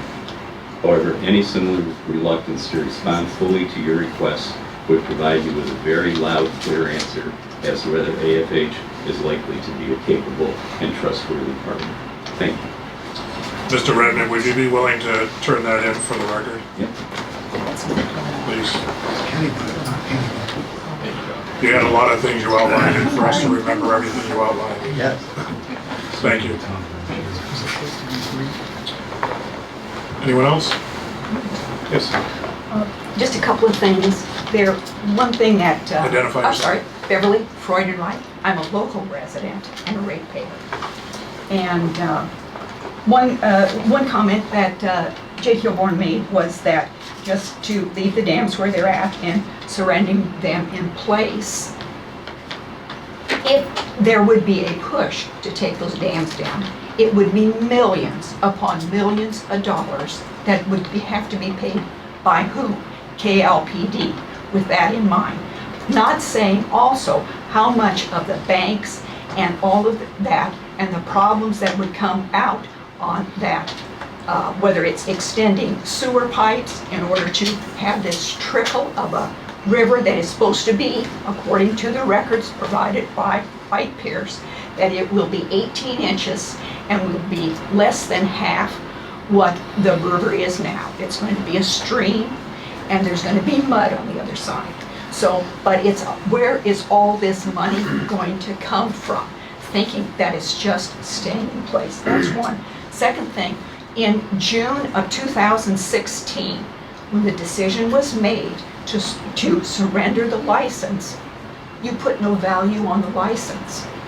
And now it's coming back saying, yes, there is a value on that license, okay? And the third thing is, because I attend all these meetings, I care about KLPD. I love KLPD. And I'm so pleased that I get to be a KLPD ratepayer. But I do pay attention to the production on the dams. In the last 6-7 years, that production has gone down astronomically. When you said the dams, that 2 of the dams are operating, Todd, tell me when those 2 came online. There's one dam operating. I Okay. didn't say. And when did that start operating again? That dam had operated. Okay, so how many months of the year? And people can see this. If you go online, you can see the hydro production for Where we this put it year, there. last year, the year before that, and the year before that. But if you went back more than 5 years, you will find out it's astronomically gone down. And we had asked on maintenance for 1.5 years to have the oil change. So there is an effort to try to ask that they be maintained. And I still think anyone who's got a car or a vehicle or a home, we have to maintain them. And so I do think if someone else is willing to look at the dams, work on them, and make them productive, we can be producing green hydro energy right here in Kennebunk. We can be a part of what everyone thinks they want to try to do to be green. Yes, sir. My name is Bill Harmon, I'm a resident of right there. I would like to pretty much commend the board. From what I've heard, there's been a lot of give and take between the board and First Hydro. The fact that you're going to be purchasing this power at the same rate that you're purchasing your solar power, I don't see that's a win-win. And what I've heard from raising your concerns about trustworthiness, I think are totally unfounded and should not have been raised unless you had some sort of issue that you could share with us. But from what I've heard, there's just scuttlebutt that First Hydro and their group is very reliable and trustworthy. And in the work that they've done in New Hampshire and so forth, it has been first class. I would like to somehow be assured that the work that First Hydro says they're going to do on Dane Perkins and Twine Mill does get done before they make any offer to sell these dams after their take operation. And I guess that's about it. Scott, you fixed the dam, right? Well, with the help of KLPD. Gentlemen, let's hold our comments until after public comment, please. Then we'll come back around and you can speak to anything you want. Yes, sir. Hi, Tim Summers, ratepayer and local resident of Kennebunk. A couple of quick questions. Number one, is the board thought about some sort of a financial investigation of this company and some sort of a bond put up by American Hydro to ensure that the work that they're going to do, that they say they're going to do, they can actually do? I see this as sort of a development project, and when you enter into a developer agreement, you know, oftentimes the city asks for a bond to make sure that the curbs are completed and that kind of thing. How do we know, as a citizen of Kennebunk, that this is going to, that American First Hydro is going to do what they say they're going to do? And it's not a, you know, it's not a negative conversation. We should be going into this eyes wide open. And you know, American First Hydro should be willing to provide that information to us as part of a partnership or an agreement of some kind. My second question is, do these rates, if FERC actually requires fish passage on these 3 dams, do these rates still hold in America's First Hydro's proposal to this board? Yeah. So to the second question, yes, those still hold regardless of if we have Fish Disney World or if we have no fish ladders. It's the same rate overall. And then regarding the first question around bonds and financial surety, yeah, we don't have any issue doing something like that. And I think that's something to discuss with the board, but that's, I mean, that doesn't strike me as anything odd. I think that's pretty normal in the course of And while development. we're talking about financials, Mr. Redmond brought up several concerns with the regulatory and other pieces that, as well as your financials, from your past experience, are these all things that are required through your FERC license that you must provide them as well? No, FERC does not really get too in depth about financials as far as FERC believes it's people's business decisions, and there may be good business decisions and there may be bad business decisions. So we would certainly be willing to, again, provide and more information, and we'd be certainly willing to help bridge sort of the trust gap that exists right now. But it's one of those things, we have to have those conversations as they come up. It's probably not going to come up to the level that the town wants through that, but at the same token, I doubt they got those level of financials for DG Solar. You could say, well, that was a subsidiary of Nextera, but it was still a shell company with zero assets for a long time. So if I could just follow up on my question. If FERC required FIST passage, which is in all likelihood is millions of dollars, that as a Kennebunk resident, I would expect that the board and or the town of Kennebunk would require a bond of such or proof of financing of such to cover that cost. And Yeah, and he said that he would be willing to discuss that further. Yes. John Walker, a resident and a ratepayer. I'd like to second Bill Harmon's comments about the board working in executive session for seven meetings. I think that's very healthy, very helpful, because when you have these executive session meetings, the board can talk freely without worrying and concern about what might be misunderstood by the public. So I think that's a healthy way to proceed with this, and I'm glad that it's happened. I also like the fact that I haven't heard anything that any questions that Ian has not been able to answer pretty straightforwardly. And I would think that if we can proceed with this type of an atmosphere, I think the ratepayers in Kennebunk will be very well served by American First Bank. Thank you. Peter? There's been a... Peter, can you just identify yourself? Peter Ashley, York, Maine. We have been listening to the radio, the TV, etc. in the last week, etc. Happenings around the world. The awareness, it might say, is the cat out of the bag, and everybody is getting on board. If they haven't made a decision in the past, they certainly must be making one right now.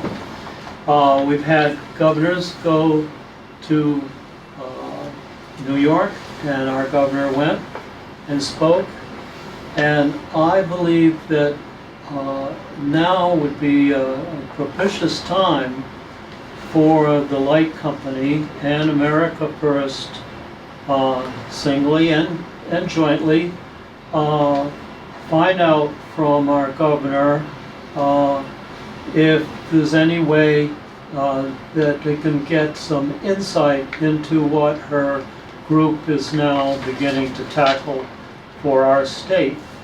And it just seems that, as some people would say, we haven't had the fire in the barn, the horses are still there, the guy with the matches hasn't arrived yet. There's no need to jump into this firestorm that we could avoid by taking advantage of the federal and the state initiatives toward the reducing of global warming. And the benefit and the bottom line is to the ratepayers and the people of the town, because this would close to double, keeping those dams would close to double the green aspects of this town. And the people in the town would certainly, I think, jump up to the bandwagon and get on board about insulating their homes better and providing their own solar systems. And the new high school would have a very big flag to fly when they go on their trips. Thank you, Peter. Yes, sir. Yeah, I'm Brian Bodette. I'm a ratepayer. I live in Kennebunk. I'm also on the Boston River. My biggest concern right along has always been the business plan. I felt like America First Hydro has never really given a solid business plan. And as a resident of Kennebunk, my biggest concern is, what happens if they go out of business? What happens if things didn't go as planned? How is this going to affect our town? I know Ian said that he doesn't plan on transferring the license within 3 years or whatever. Do we as a town know the legal aspects of what happens if he does? Who is going to, who's going to be liable for any of this? I mean, I would think that KLPD would need to make sure that they really understood the legal aspects of all of these questions, all of these scenarios of some sort of failure in the plan that we're putting forth here. And I think it's just the unknown that's bothering the most. I mean, I love the Mousam River. I have a great view of the Mousam River, but I don't want to put our town at huge risk by going into business with what seems to be a pretty sketchy, company, at least from what's been put out there so far in all the meetings. I'd love to feel otherwise, though. Thank you. Can I pick up on Brian's comment? Yes. Albert Kulf, I had the pleasure of talking to the director of the New Hampshire Bureau of Dams. New Hampshire owns the dams, and they lease the dams to the license holder of the hydropower service. And when I asked him if he knew about America First Hydro, he said, who? And I said, Ian Clark. Oh, he says, Ian Clark. They're doing a great job taking over the Laconia Dam from a West Coast operator who wasn't servicing us at all. So that was the first good thing I heard about America First Hydro. The second point I wanted to bring up about giving them an agreement, not necessarily a lease or a sale, but an agreement to operate the dams. They would provide the maintenance that we so sorely are not doing with KLPD. And if we defer maintenance, if you own a classic car and you defer maintenance, you're going to have very high expenses later on. Let's get them in as soon as we can to operate the dams under our license and then transfer it when we get approval from FERC and the Kennebunk voters.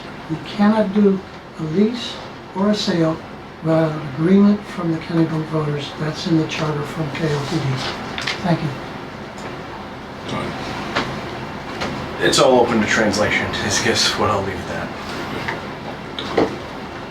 Is there anyone else? I'll get back to you, Mr. Redmond, but I want to make sure everybody has a chance to speak before I go around for a second round. Sir? Peter Gameshi, I'm a local ratepayer. Just in terms of the business aspects, we presented with an opportunity here with a cost that mirrors solar.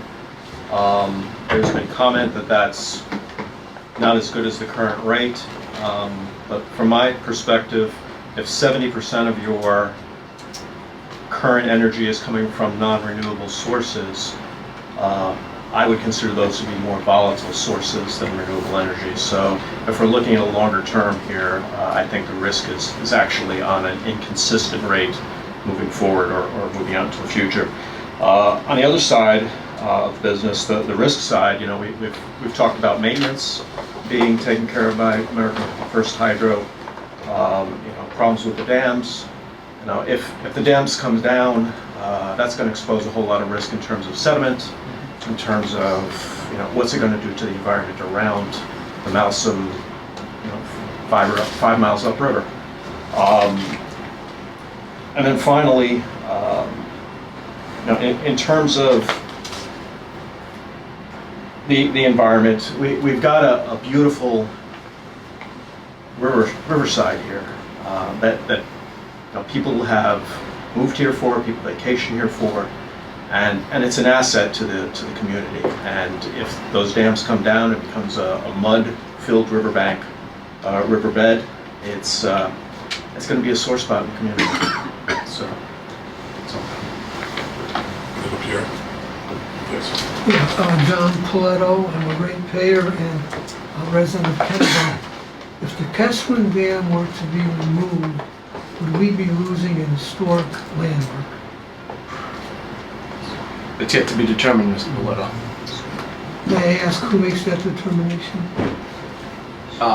There would be, that comes, I'm not making that determination. That would be, if it were to get to a level of a surrender, I believe that is something that would be taken into consideration, but I don't know. That is historic. The site is historic. Evidence goes back quite a ways that there's been something there. So it would, how much sway that would have, I have no clue, but I'm sure it comes into the conversation as they have those discussions. Yes, sir. Yeah, Alex Mendelson, I'm a ratepayer resident. We talked about green power, and yes, it doesn't produce carbon, but it's really red power, because the gentleman mentioned mud in the river. That notion has been dispelled again and again. All you have to do is look at the Mousam River below Kesslin Dam, and you'll see a beautiful free-flowing river. Moreover, it was mentioned that what would happen to the ecosystem 5 miles up the river.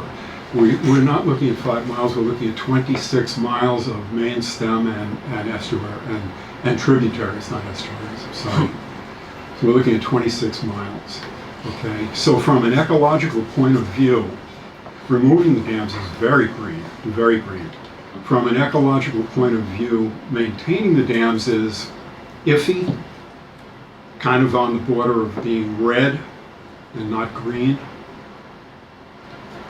The result of removing the dams, I think, would result in a beautiful river, which would attract tourists, bird watchers, fishermen. You would have a beautiful free-flowing river right through the middle of town, and get rid of the 250-year backup that we have. And as far as fish ladders go, that's all nice, and we're talking millions and millions of dollars for fish ladders. But not every species likes fish ladders. Then what? What do we do with them? We have to think in terms of ecology and ecosystems. My background is in ecology as well as electronics engineering. So I kind of look at things from both sides. I look at Peter Ashley's arguments. He and I have discussed this many times. But I look at it from an ecosystem point of view. We are in the 11th hour right now. We know that there are mass extinctions going on all around the world. In our little corner of the earth, why don't we do the right thing?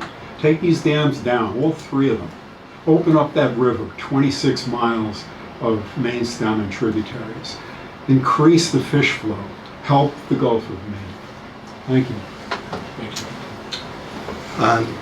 Just briefly, Identify yourself, please. Kevin Flynn, a ratepayer and resident. I think that, as far as the ecology of the river, I think there's the science backs dam removal as being much better for the ecology of the river. That river behind those dams is very dead right now. I spend a lot of time, I used to fish that, I don't really anymore because there aren't many fish and of the type that are edible. And the most vibrant part of that river is the part below the dam, without a doubt, from a fishery standpoint. And there are fish that would spawn up that stream. There's tons of evidence to show alewife and shad in that river now, as well as sea run trout, etc.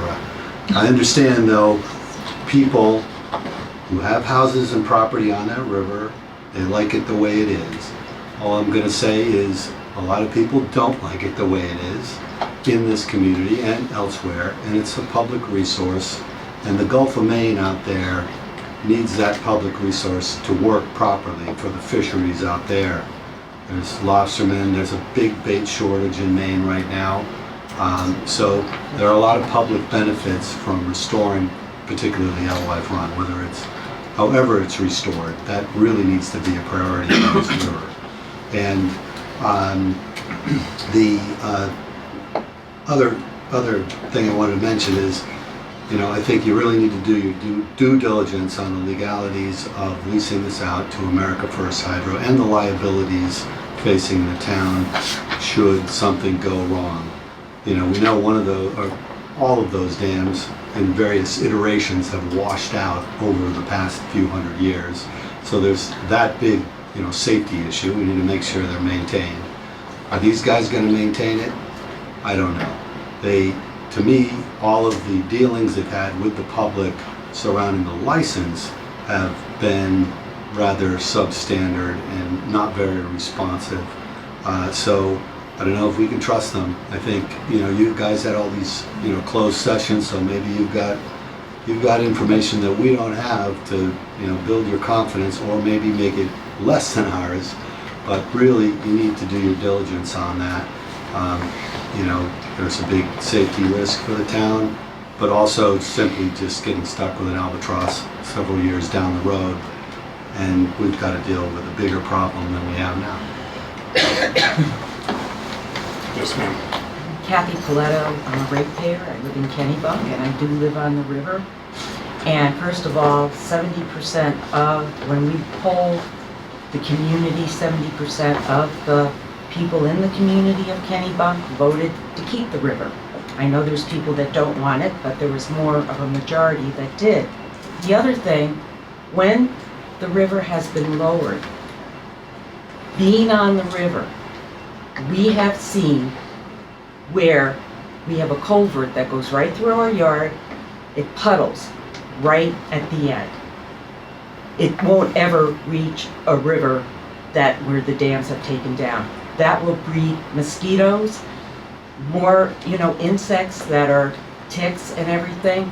So to me, you know, keeping the river is very viable to our community to keep down other hazards. Plus you're gonna have a lot of mud and expenses to deal with to help, you know, to get that rainwater flowing, or else it's just gonna puddle. We've seen it already. It already happens, so. Thank you. Is there anyone else? Is there anyone else here in the other room other than what I can see? Is there anyone else that wants to comment before I go around to the second round?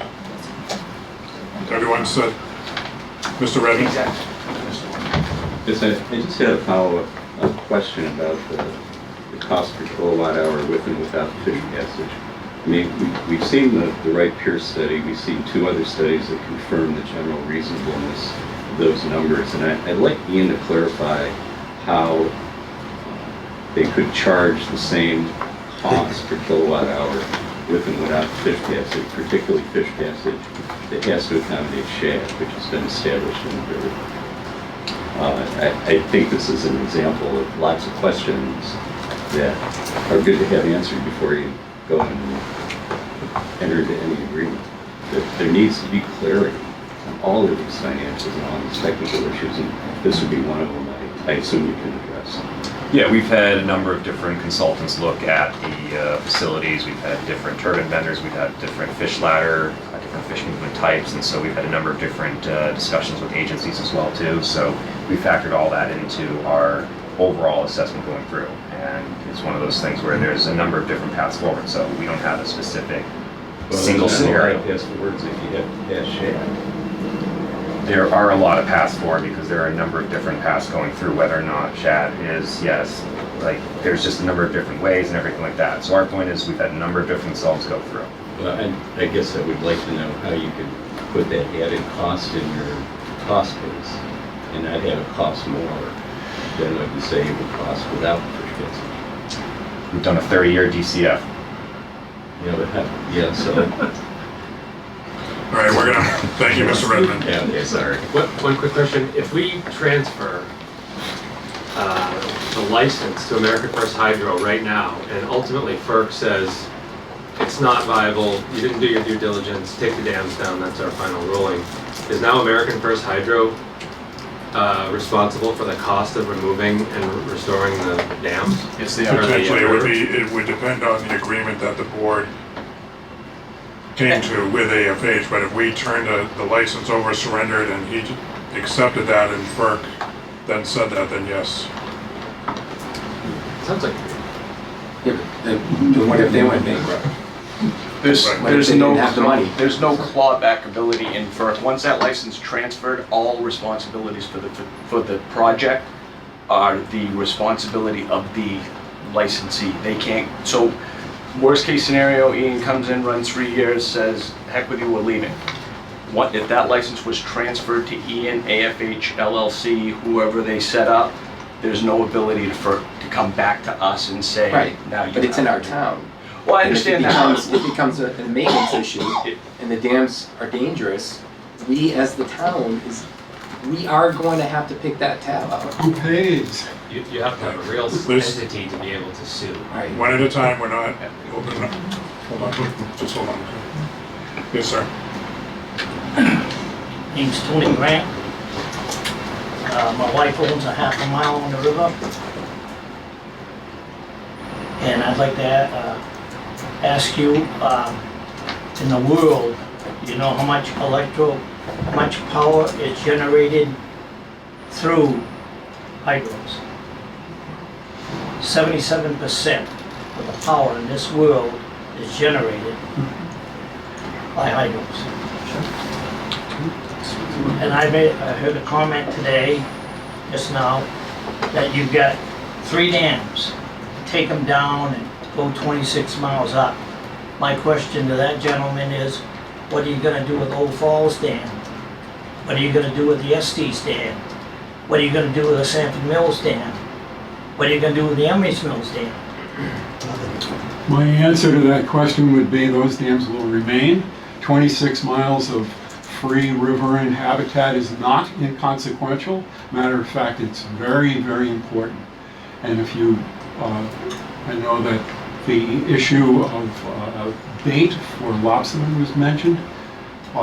If you open up a habitat, you don't have to worry about those other dams because this issue is not going to affect them. Let's deal with the 3 dams that we have. Open up 26 miles of riverine habitat. Don't worry about mud because if you look below the Kesslin Dam, you don't see any mud, and it's been disproved that there's going to be mud and all of that kind of thing. Open up the habitat. That's the most important thing right now. Any of the kids that are protesting right now will tell you that we either exist in the 20th century in the Stone Age or we move ahead progressively into the 21st century, and that's truly being green. These other proposals right now are making it red, very, very red. And it might come up on the balance sheet in red also. Another question? Yeah. I don't know if you people know it or not, but I visited the Sanford Sewer Department. And 1.2 million gallons of their treated water runs right by Cashland Dam. And then when it goes up to Kennebunk, up to the Kennebunk sewer district, it picks up another 800,000 gallons. That's 2 million gallons a day running through the ocean down. How do you account for that? And if you think, I'll give you another one. We've been doing a little Dick Tracy here on this stuff. If you call the fishery game department and ask them how come they don't stock the Mousom River with trout, you want me to tell you what the answer is going to be? They do every year. They stock from They top to bottom. don't stock it up our way, friend. No. And if you go ahead, Hey, come on. Gentlemen, Hey. please be respectful of everyone. If you go ahead and go to the fishery and ask them how come they don't stock that river, they say the fish won't live in it because of the water temperature that comes down through here. And my last comment is, the only good thing about the Mousom River is to generate power. That's all it's about. Thank you. Thank you. Yeah, Ms. Nelson. Yeah, do you say hang on? Is there anyone else that has anything to say? Okay. This is dissolved oxygen. One second. Okay. Is there anyone else that and it's a Yes. short comment, it's a very short Brief. comment. She referred to the fact that in the referendum that was done in 2016, the people in this town had an opportunity to vote. 70% of them wanted to keep the recreation on that river the way it is now, because it is being used and it's deep enough to be able to use it, and for fishing and canoeing and kayaking. 66% of the voting community said they want hydropower. Okay, I think at this point, we'll cut off public comment and bring it back to the board. Kyle hasn't spoken yet. You haven't spoken yet. My name's Kyle Scardino. I'm a resident, ratepayer, ex-commercial fisherman, 8 years, and licensed main guide, also 8 years. I can tell you that I speak with the wardens regularly. I talk to them and watch them put the fish. Could you just speak up a little bit more? Yeah, I talk to the wardens, I see them down at the Mousum, they stock fish in there all the time. The reason they don't stock up in the impoundments, which is not a river, is because there's barely any oxygen and the water is too warm. They can't survive up there. They can't. And I also want to Because of the dams. reiterate, yes, because of the dams, precisely. In the interest of time, I share a lot of the same concerns that Mr. Kilburn shares, and at this point,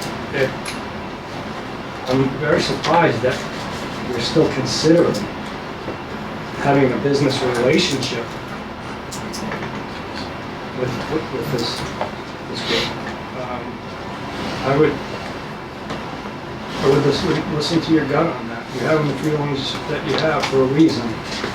And I would also like to ask real quick, I forgot this gentleman's name. You referred to the fish circus. And that doesn't really, I don't know if I was reading into some connotation, but will you explain what made you say fish circus? It was a tongue-in-cheek comment regarding if you have one ladder, you have maybe a single, but then I said if we we're going to have a fish Disneyland, tongue-in-cheek comment to have multiple fish ladders for an unknown number. So it was just a tongue-in-cheek comment. There was nothing, sorry if I offended anyone for that. You did. Okay. Thank you, sir. All right, at this time, we're going to close our public comment. We'll bring it back to the board. Scott, you had some things you were looking to speak. Well, first of all, there was one comment from the maintenance of the dams, and I will say that Kennebunk Light and Power has a great maintenance program. I think their workers are fantastic. A couple years back, the person that was taking care of the dams retired, and since then, it has been lacking the maintenance. But it isn't because of Kennebunk Light and Power, it's because they have no one to do the work. And Wayne is all right, but you know, you don't have a hydro specialist maintaining this, and it takes some engineering ability to do that, and that is one reason why I think the board too, and I don't speak for Jay, but or the board, but I've always looked at it, another person coming in that has operated dams and is currently operating dams and maintaining them is going to do better than what we are going to do right now. Amen. You know, we don't have the expertise. Tell them how you fixed the one dam. Well, I mean, but that was simple engineering. How That long could did have it go been, without anybody fixing it? I don't know. Well, there's been many things where we've had to, Scott's assisted us on, Peter's assisted us on. Right. We've had to go out, we've had to outsource stuff. Well, some because we stuff don't. had to be outsourced, you know, the rewind or the cutting out, but still, and that would happen anyways. Just the plumbing the aspects, the upkeep of the hydraulics, the upkeep of the electrical, the switchboards, the automation. This takes experienced people. And not to say that we don't have experienced people, but we don't have experienced people in the hydro field. And that's why, if this was America First Hydro's first dam, then I would be very concerned. But it's not. We've discussed this as a board. Well, what are they viable or not? We've looked out and we got message that New Hampshire, the state of New Hampshire, believes they are. Now, we didn't check out the state of New York. We didn't check out, at least I haven't.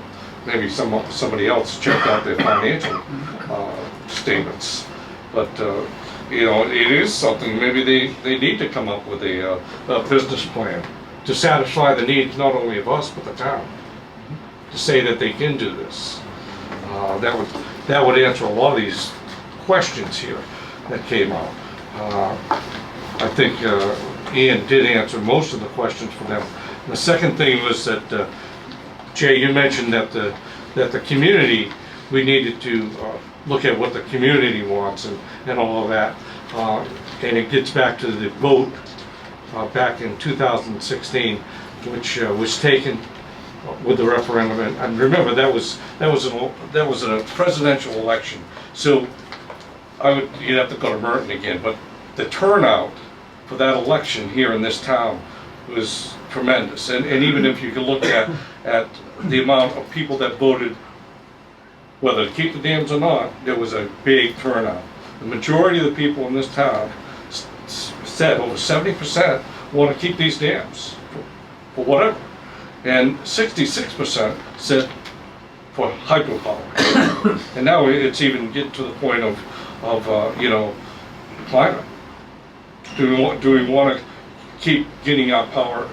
You know how I feel about putting up another solar panel where we want to put it, and getting, if we could, for this town, if we get 50% of our power generated here in this town, and hydro would be part of that. That would be a tremendous saying for Kennebunk Light and Power. There's looking at the negatives.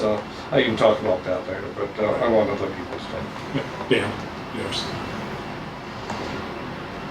We're all set right now. Jake. Well, I just wanted to first mention the comment that was made about the amount of global electricity that's provided by hydropower. And just to clarify that a little bit, I think it's an interesting comment and make sure that the record is correct. I just looked it up to try and understand exactly what the details are. 16% of global electricity is renewable, 71% of renewable electricity is hydro.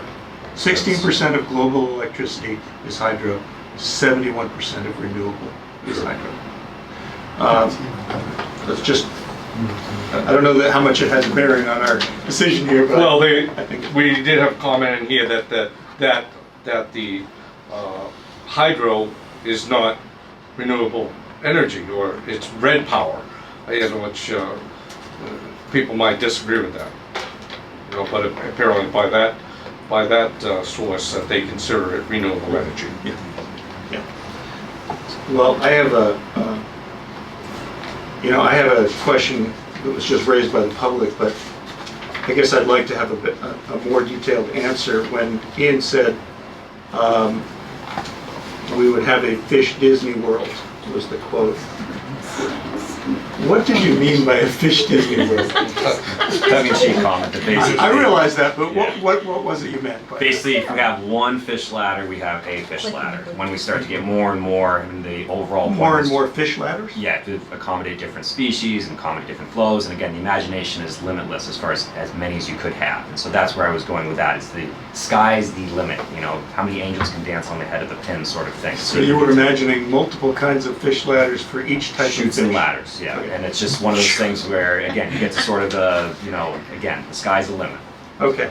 So then let me ask you, again, I think we heard this question from the public, but the question is twofold. One is, does your business plan include what you believe to be a viable way for fish to pass the river, shad, alewives, to, I don't know to what level you've looked at it, but what are you anticipating and what is your commitment in your plan to fish passage for different species? Is it in the plan? Yeah, we believe some sort of fish passageway is going to happen. We've had discussions with Maine agencies a number of times. We've gone to Augusta and we've had sit-downs with all sorts of different energy department folks, and we've had a number of discussions to understand what it is that they're looking for as far as what has to happen. So yes, there are a number of different things that go into that. As far as what's going to come out of that, I don't know. So I don't know. So right now you don't have a specific fish passage plan? Down to the dollar and cent. In your business plan? Yeah, we do. I just said I did. I just said I did because we talked with them and we said that we went through it. So just as... I'm really just not clear. You just asked me if I have a specific business plan. I said yes, we went to agencies and spoke with them. Yes. So then, we now have a business plan to address what the agencies discussed with us because we know what they're expecting from us. And what is that? We have a myriad of different factors that go into that. So their expected outcome goes through in a number of different ways. So if we have one thing, we have a different thing. This, that. So there's a number of different outcomes there that go through, just as we've outlined in the term sheet there. So the Sounds answer like a is, business plan Disney World to me. it could be. It's just as fun for you. Yeah. So. No, I mean, but seriously, you've got it in your business plan. So what is it that you have in terms of the current model for fish passage? Which kinds of fish? And do you believe it's going to work? Resolved out through the studies. So the studies resolve out which goes through. And so we have an idea of what the cost parameters are, different ranges, and everything like that, what the different ladder types are going to entail, what the agencies are going to require. And that's going to be influenced by what the FERC ruling is and also what the agencies dictate through. So there's a range of outcomes that go through. So in your price to us, have you assumed the middle of that range, the high end of that range, the low end of that range? Assume the middle, basically. And our belief is that there's, again, a number of different unknowns, how things flow down through, when the ruling comes, when the transfers go. There's just a number of different unknowns that, quite frankly, we don't know. We started this conversation about a year ago today, and we're here now under very different terms than what we began, and with also lots of different information than what we began with. Right. Right. So your price is based on a median expectation for the high and the low range of what you might be required to do for fish passage. Yep. And if you wound up on the low range, would we see a lower price? Or if you wound up on the high range, would you be looking for a higher price? Just as we said earlier, no, it does not change. Doesn't change. That's what we said there. And if you were required something on the high range, or maybe even something beyond what you've imagined, is there a possibility that you would refuse the future license that FERC might offer you because of the conditions in it? At this point, no. No matter what, basically, everything that you can imagine they might require of you, you're prepared to do. Yep. Thank you for that answer. Can I ask you another question about fish passage? Do you believe that the measures that you anticipate will be required by the agencies of jurisdiction will be effective? Or do you think it's just you have to do it because you have to do it? I think the same way that you thought you could surrender and you could get away from doing it next to nothing because you thought that's just what you had to do.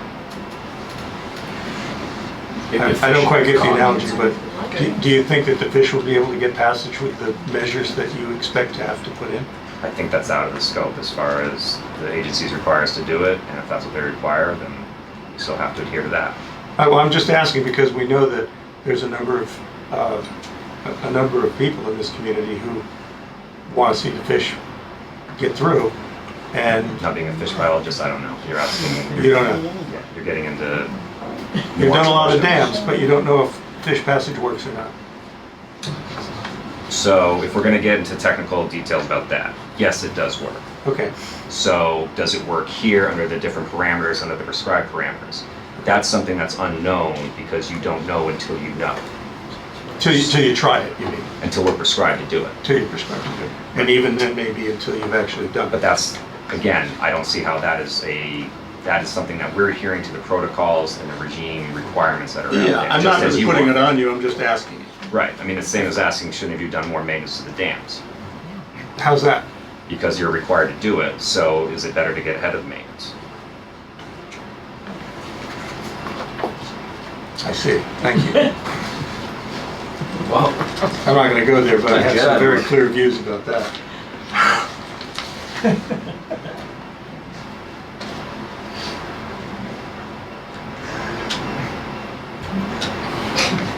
Are you also Jackson? Well, not really. I mean, I was concerned that we were told it was our fault the last time we were speaking here, the way I heard it, that we had delays, that you had delays in your plan, and that was the fault of this board. I was concerned about that. I find that hard to believe.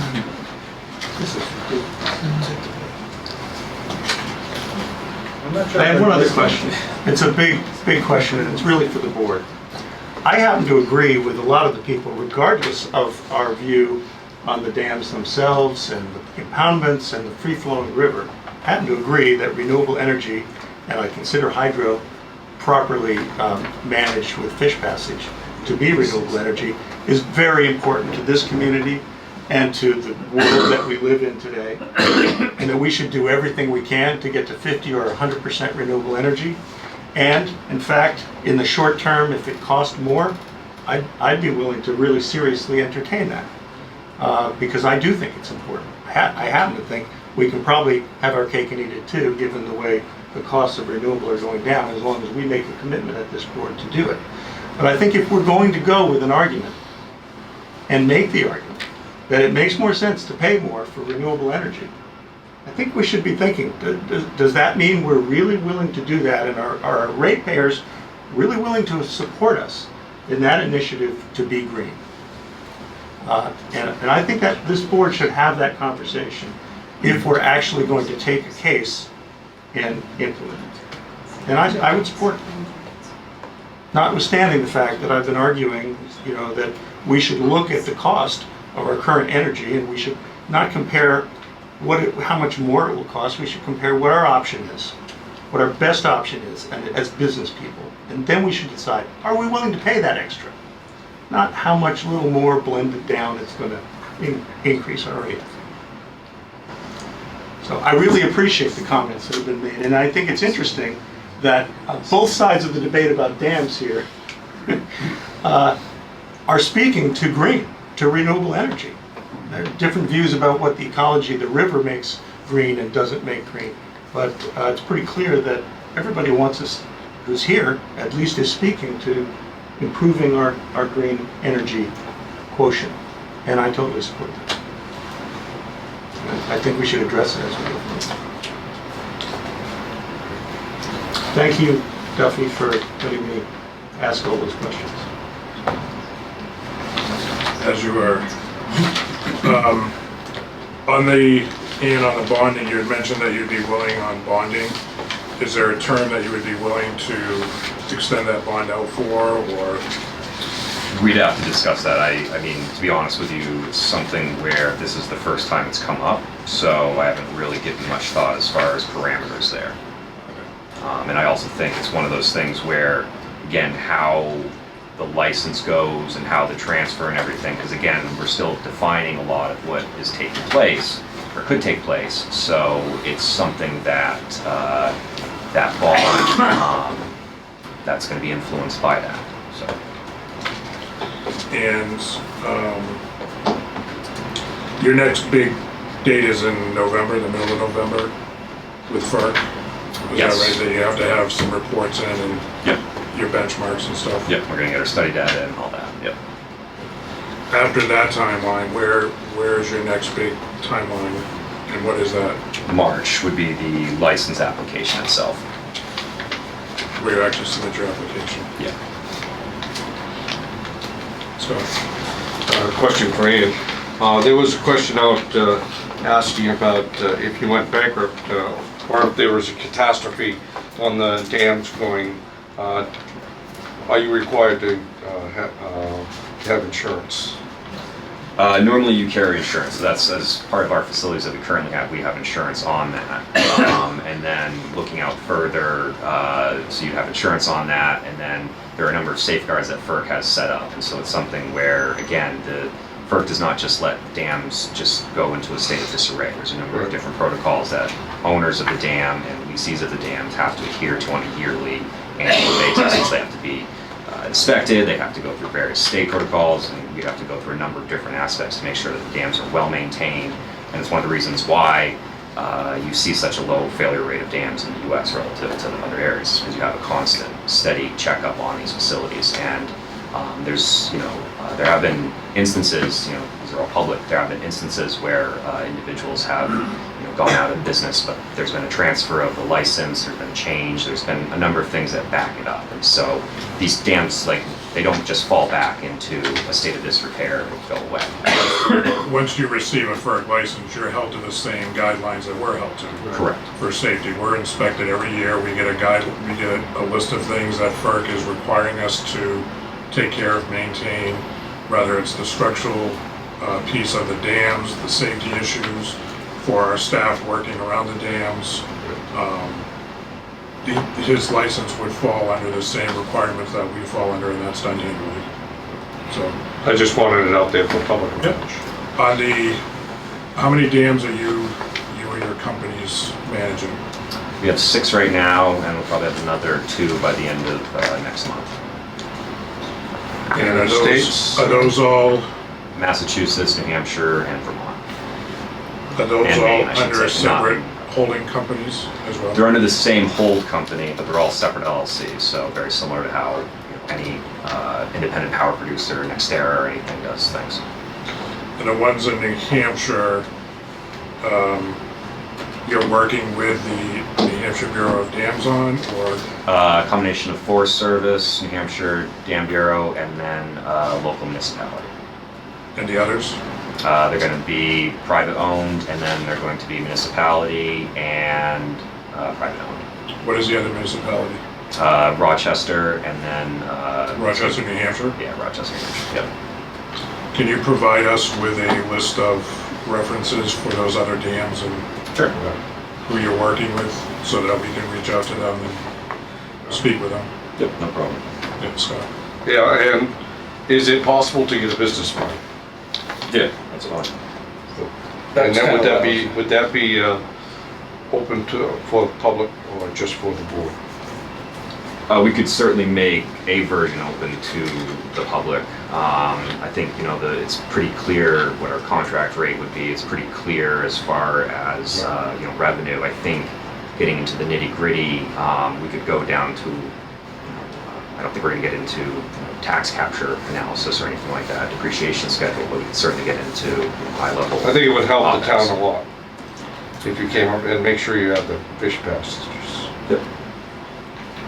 I agree. Kind of what I was going to say, and I'll speak as me or as the resident or as the ratepayer or as the general manager, that all along when we came to a point where terms and conditions were going to be discussed and we were getting to the point where there would be potentially some agreement between AFH and the district, Ian has held all along that he'll provide all of the financials that we needed, because once a deal is close to being struck, then he can capitalize the business in the manner that he does all of his other hydros. So that's, I guess, was really my only comment. So I'm not sure how great your retention is of everything that's said this evening.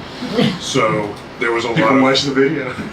Tomorrow morning it'll be there. The video will be on live. I'll get it. And to recapture what was said here tonight, a lot of the questions that were asked here tonight are of interest of the board as well. We may have or may not have the same views or would have the same questions, and many of these questions we want to get answered as best we can. This is a major decision on behalf of our community, and this board has to make that decision. And so we want to make sure that we have all the facts and all the information that we can to help us make that decision. Obviously that decision won't be made this evening, but I think we're moving down that road a little bit faster than we have over the last 6 or 7 months. And I would like to continue to see this process move. I'm not sure how fast you can get some of that information back to us. I think we would like whatever you provide back to us will become public record. So if it's something you're providing to us in writing, if not, if you want to have the board come back and have another meeting, I think the board would like to do that. And if need be, we have a lot going on over the next couple of months with our budgets and end of year stuff. So it may require the board to have a special session that's just specific to this so that we don't have to worry about other business. So Quickly turn it around quickly. We can have Yeah, that's what I was gonna ask, can we get a timeline? yeah, Todd. Yeah, well, takes, I wouldn't drop this as a 3-day emergency meeting, but, No. you know, usually interim 2 weeks before the next scheduled meeting would be what is normally done. If by the time information got back to us, today's the 24th, there could be October 8th. I don't think October 1st would happen. That's next Tuesday. The Tuesday after is the 8th, the 15th. That would, if the board is available, that takes the load off the rest of the agenda that we have to do, and it moves things quicker. So 8th and the 15th are currently open for me, not that it matters because I can move things. So it'll be up to the board and you know. Scott, do you have any planned trips? Do you have any planned trips coming up? Me? Yeah. You wanted me to go yesterday? I know. I never planned them. I'll probably, I have something. The 8th? Okay. That's different. And I don't see us getting that. I mean, I'm thinking sometime in November. Yeah. I would like to see how AFH does with their next goal setting with FERC, to see where you are in that process and meeting those requirements. That's So that'd be a mid-November. mid-November. Okay.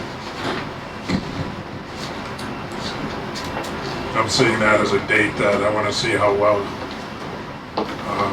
based on what's happened over the last couple of months, for whatever reason, whoever's fault it was or not. I think your next benchmark is November. And then that would help the board to see where we're going. Probably, I would like to see, what's the date? November 15th. Isn't yours November 15th? I thought it was more in the front end of November. Actually, I'm sorry, 15th. Yeah, take that back. So that's 2 weeks before Thanksgiving. Do we have a meeting? We have a November meeting on the November 26th, right? 6th, yeah. So we're meeting Tuesday before Thanksgiving. Yes. I think the week, I will not be week here. before that I'll be gone. November, yeah, it's the Tuesday before Thanksgiving if everybody's available. Yeah, I will not be here. I'm gone Thanksgiving week. So we can make things work. Scott, you're gone the week before that. So, Well, I'd like to see that the whole board is here for these discussions. It's important that we're all involved. Yeah. So tomorrow morning I can shoot some dates out there and say to the whole board, here are the dates that work, eliminate the dates you can't, and then we can weed through. It doesn't have to be a Tuesday, so we'll just see what we can get. Yes. I just wanted to say to the board, because Scott, you raised a good question earlier, and I'd just like to clarify. I think that we have all, myself included, in executive session, supported the continued negotiation to get to the best deal that we could. that's true. And we haven't come to agreement, because we're really not allowed to come to agreement in executive session, about any particular aspect of it. So I just wanted to be clear about that, and if I misled you in any way with some of the statements that I made, I didn't intend for that. Well, Because I believe we're on the right strategy and the right pathway in our dialogue with America First Hydro. yeah, I agree with you, and if you took it the wrong way, please forgive me. No worries. But I just wanted to mention that we talked about the solar. That was, if they could come in with that would be viable Good. with us to an extent. And we, again, we didn't agree with all. And it's a lot better than it was. Exactly. Yes. And If I could just ask one other question too, Duffy. I realize that it is new, I think Todd pointed it out earlier, in the term sheet it says the district and the company shall work together to transfer the license and work towards surrendering Kesslin as a non-powered facility. And I'd just like to make sure that I understand what that means, because at the moment I don't think I do understand what it means. And I wonder, Ian, if you could help explain what is in your mind with what that says. It's largely based on what you've said in the public record, which is you believe you could surrender the dams and leave them in place. Okay. So that's something that you've stated. I have. Yes, and so it's largely, we're piggybacking on what you've stated. Yes. And we're piggybacking on what you believe, and we're piggybacking on that to give the lowest cost solution to the district in a way that works through a mechanism that's best for the district. So Okay, again, we're great. piggybacking on what you're saying. And what does it mean to work together? Are you imagining that you would assume the license for all the dams, and then that we would support you in any way that we could to assist you in surrendering? Again, or are being a you term imagining sheet being early on, we have to go through that. Again, you've stated that you believe that the district could surrender the dam and walk away. I do think that. Okay, so I could be if wrong. that's the I case, could be then right. that's the case, then that would be a way that we would work together, in which you guys would surrender and we would take over the other two, or some combination where they win. Okay. There's a lot of unknowns though, because again, what's FERC going to say? Will they allow that? Correct, and that's sort of the unknowns. Because right now, FERC thank you. says that all three dams are one. Jay, Under my one summary percent. for myself in my head this weekend, because I've been thinking about this all weekend long leading up to this meeting, to work. Hope you had some time for your daughters. Well, they get my time, but this is always in the back of my head. So companies shall work together to work, not against. So the only definition that I could come up with to explain it is we're not going to barrage them and say, oh no, absolutely not. We're going to work with them as opposed to against them. It's the best way I could define it in my mind. Towards the surrender of Kesslin. And so it is clearly in the plan now that Kesslin will be surrendered, and the other two dams are really No. That's the question. You've got to have the town vote. Well, I'm asking Ian if That's it's in your his opinion. plan. That's your opinion. It's a question. Is that what we're talking about here? As it is right now, that's the likely path forward. yes. Okay, thank you. Would you say- And yes. As it is now, that's the likely path forward. But, Thanks but very you much. also mentioned that, okay, FERC gives you the license gonna be for all three dams. Could be, yeah. Now, one might not be operating. They might not require the one to operate, or they might require the one to operate, or they might say, what do you want to do? And later on, this is not a binding agreement of the non-operation of Kesslin right now. Right. You could, you're gonna do what FERC tells you to do, but you could. We could breach make- Kesslin, we could surrender Kesslin. Address we could- Kesslin there's again no shortage in the of future. possibilities, and I'm not And against that's why or we were for talking any about- single one path. Talking about the cost of that and how it would go forward. But it's not set in stone that with this contract, Kesslin will never produce power again.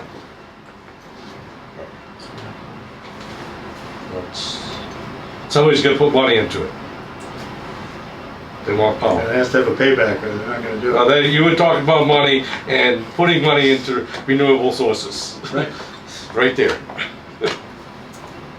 You know, that's the way I look at it. Todd, on just trying to look at the calendar. Yep. If we're meeting on the 22nd of October for the budget, Yes. if we were to meet before that, to try to keep this moving, just so we could continue the discussions on our terms, and by, I mean, is there the week of the 14th? It's People viable. schedules, Monday's a holiday. Friday, I won't be here the 15th. 15th is a Tuesday. Yeah. Not good. So we could do the 16th, which is a Wednesday. 16th or 17th. I mean, no just, problem. I'm gonna be away from the 8th to the 25th, and I was planning to be here for the 29th meeting, but, you know, No, that's changed. 22nd. I'm gonna, yeah, I just am not here. So the 7th, Good. October 7th, Yeah. that's a Monday. Yeah, depending on what we, you know, I don't know what Ian's I can do timeline something is. That's not Columbus Day, One of is the it? few that I've yet to No, meet. Columbus Day is the 14th. Yeah. I can't do it. Peter, there was I have one a- from I this. have- No, I understand. No, we're all running into schedule conflicts. It's just trying to, It's just trying to figure out what's gonna be available. so now we're back into November. November 4th, the week of November 4th. Everybody around the week of November 4th? I can do that. Am I back? The question is, will we be You might not allowed? be, Duffy. I'm not back into the, Hunting. So the week of the 12th. In the bottom. Good evening. Have a nice night. I'll be back on the 7th that morning. Okay, let me shoot the dates out. Well, if the 7th works, then the 7th works. November 7th, November Thursday. 7th? does that work for Is that the election day? Jay, are you? Nope. The second Tuesday No. of November? The 5th is election day. Tuesday, whatever that is. It's the second Tuesday. So the 12th is election day. November 5th is election day, right? No, I said unless they did. Here for that Tuesday, right? Is the first Tuesday. Yeah, I think it's always the Election day's on November 5th. It is? Yeah. It is that question? Oh, it's the fifth. That might be a good day. This is not a- You see signs around, vote November 5th. I haven't seen those. I don't see it. What do we vote on November 5th, vote for mayor, whoever. Oh, okay. So, right now, is the 7th viable for everybody? November 7th? Yes, it is. November So we're 7th. meeting 10/22, 11/7, and 11/26. Yes. That's the plan right now. But Jay is gonna be on the 22nd. He's not able to make the 22nd, and I won't be here the 26th of November. So when are we But Bobby doing can run it. October? 7th, so it's the 22nd? October meeting's the 22nd. All we're discussing on the 22nd is the budgets. So if you can get everything to Jay so he can comment. Yep, absolutely. Great. And then on November 7th, we're gonna meet, have a special board meeting just for hydro. Yes. Yep. And at that meeting, there won't be any, at this point, I don't believe there'll be any public discussion. I think, Thank you. But it'll be a excuse me, Peter. Peter, we're still Will we waiting. be voting on that? We haven't adjourned yet. It would still be an open meeting. It's just. Yes, it would be an open meeting, but I don't believe at this time, we've heard from the public now, and now the board needs to continue the discussion and move forward. I mean, this is a special board meeting, so it's not gonna be one of our regular board meetings. Absolutely. The public is always welcome to send us any comments they would like. And you're saying they're welcome to come but not speak at that They're meeting? welcome to come, they're welcome to listen, and, I mean, I'm not saying that. There'll be no dedicated public Right, comment. there's not gonna be any dedicated. Do you anticipate a public vote, or just be a vote on which direction we're going, or would it be a vote on? That's up to the board. I don't know that there would be a vote. There may be a vote, but there may not be a vote. I think it depends on what information we get back from AFH, based on comments and Yeah, questions. well, we asked him for a lot, hopefully he brings it to us. So I think out of that may come some more questions that we may need answered. I mean, I would like to see I would like to keep this process moving if we're gonna go down the AFH road. I would like to move this along and not drag it out. We have a lot of other stuff to do without the dams consuming our meetings month after month after month. I'm wondering what his time frame is for taking over the dams, if the board does so, when it is cutoff date that no longer it'd be viable to go over and wait for the license. Did he leave? David, No, it's one right question. Hold on, please. Ann? Yes. I have a question. Sure. What, it's on time frame for America First Hydro when would be your cutoff date for saying that, okay, we'll wait until we get the license or not, as far as signing a contract? I'd have to, I haven't really given a ton of thought to that. I think loosely we'd probably say we'd have to have a yay or nay by the end of the year. Just because at that point in time, we're going to be going full steam ahead regardless. And given where net metering is and how the construction of everything's going in Maine. So you're saying the two parties must have some kind of an agreement, if we're going to vote on, prior to the end of the year? That would be Ideal. yes. I don't think it's a must, I think it's an ideal. And it may come But quicker. you're able to go full steam ahead without the board. I mean, the board may not choose, but you would still have the right to submit your application and Oh, yeah. apply for our dams. We're surrendering our license. At that point, they're up for grabs, whoever FERC wants to assign it to. No, they'd be for us. It wouldn't be up for anybody. They'd be up Well, no, but if you didn't go full steam ahead, but if you're gonna continue the process, if you don't you need. guys surrendered, they would not be up again. You guys would have to actually go through with the mitigation efforts and the study efforts and the cost efforts. Correct, we're not looking at retaking the dams. No, but even if you surrender this next time, you guys are liable for that cost. It doesn't go back to the public domain for another round of questions. There's not another, like, basically, so. No, that's it. If we step away, let's say tomorrow I just say, I want to go to Havana, and just hang out there for a few years, and then I'm just done. So then it's like, okay, well, if I go away, and then you guys decide to surrender as a result, which would be the only option there and they have, you'd have to surrender the dams at that point in time, and you'd have to go through the costs, the studies, and the efforts to do Correct, that. yes. But you could not, there wouldn't be no America First Maybe you Hydro. misunderstood my question, mainly as far as this agreement. We'd You like to wouldn't be go around with the it. agreement, you're still going with full bore ahead in getting your license, which Yes, we'd have to we would turn like, over I in put it this way, I would 2022. like some clarity by the end of the year. I think this has gone on quite long to, Yeah, you know, so- we've been doing this for about a year now, and this is without, I appreciate the progress and everything, But do you understand what we were just talking? I mean, we have dates here that not all of us can be here. And we're trying to make that happen. Yep. So I hope that America First Hydro can be flexible on that end of the year. Yes, and it's one of those things where I've generally, I think the board, and Todd would back me up, I've generally been pretty amenable to scheduling and been willing to come up at moments. So right now, we have November 7th at 5 PM set for a special session to discuss only the dams. So that's when our next board, that's when the board can get together as a whole. Can you be here November 7th? I should be able to, yeah. And by that date, the board will be looking for all the information for you to supply back to us as much as you can, based on all the questions tonight. Or sooner. Yep. And all of that information that comes back is public.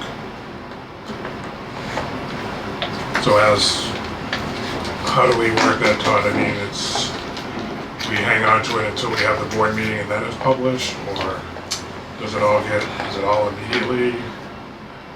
If it's not anything that's confidential, or then it would typically, typically I send the stuff to the board, so the board can the board can digest it and know what to send it to you on the same day I put it out to the public is just creating more of a more layers of confusion that needs to be done. So I'd like to send it to the board, and then, like we do a week ahead of time, put that packet up and put all the information up there. And if prior to that somebody asks for it, we give it to them. Yes. Yeah. So as long as the board can get it, as soon as possible. I'd like to see it in this situation. I'd like to see it a couple weeks ahead of time if we're giving him this, but And and then- I don't think it'll be a problem.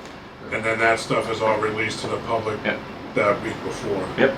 That was what we Usually on a Thursday or Friday before the meeting, that stuff is released. Yep.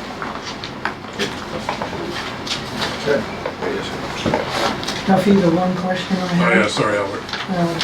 Can you share with us the legal interpretation of lease or purchase or not have to? I know we can have a contract, My question is, the charter says. we That's a have to legal vote. opinion. Yeah, can we get that No. clarified to us? I don't know that the board has a clear understanding on, we would have to ask our attorney for legal advice on that again, Yeah. when we get to that point. Okay. Because even our attorney is open to that interpretation, Okay. so, and where it may go. So, Right. Recent We'll cross that dam when we get to it. Yeah, okay. yes, we'll cross I'd just that like to say to it. that if we do have to have a town vote, the next one would be June. And, you know, America First Hydro just told us here, No, we can have a special, sewer district does it all the time. Yeah, this isn't the purview of the Board of Selectmen, and so the trustees of the Kennebunk Light and Power District go to Merton and say, we need to hold an election. Doesn't have to get approval We from have the to pay for it? selectmen. Costs about $1,000 because it'd be Right, a we have paper to ballot. pay, right. okay. But as long as Ann knows where the board is looking and where the board is leaning, and we're working and so. Yep. Okay, we ready to adjourn? Move to adjourn. Second. Okay, we have a motion to adjourn in a second. All those in favor? Thank you all.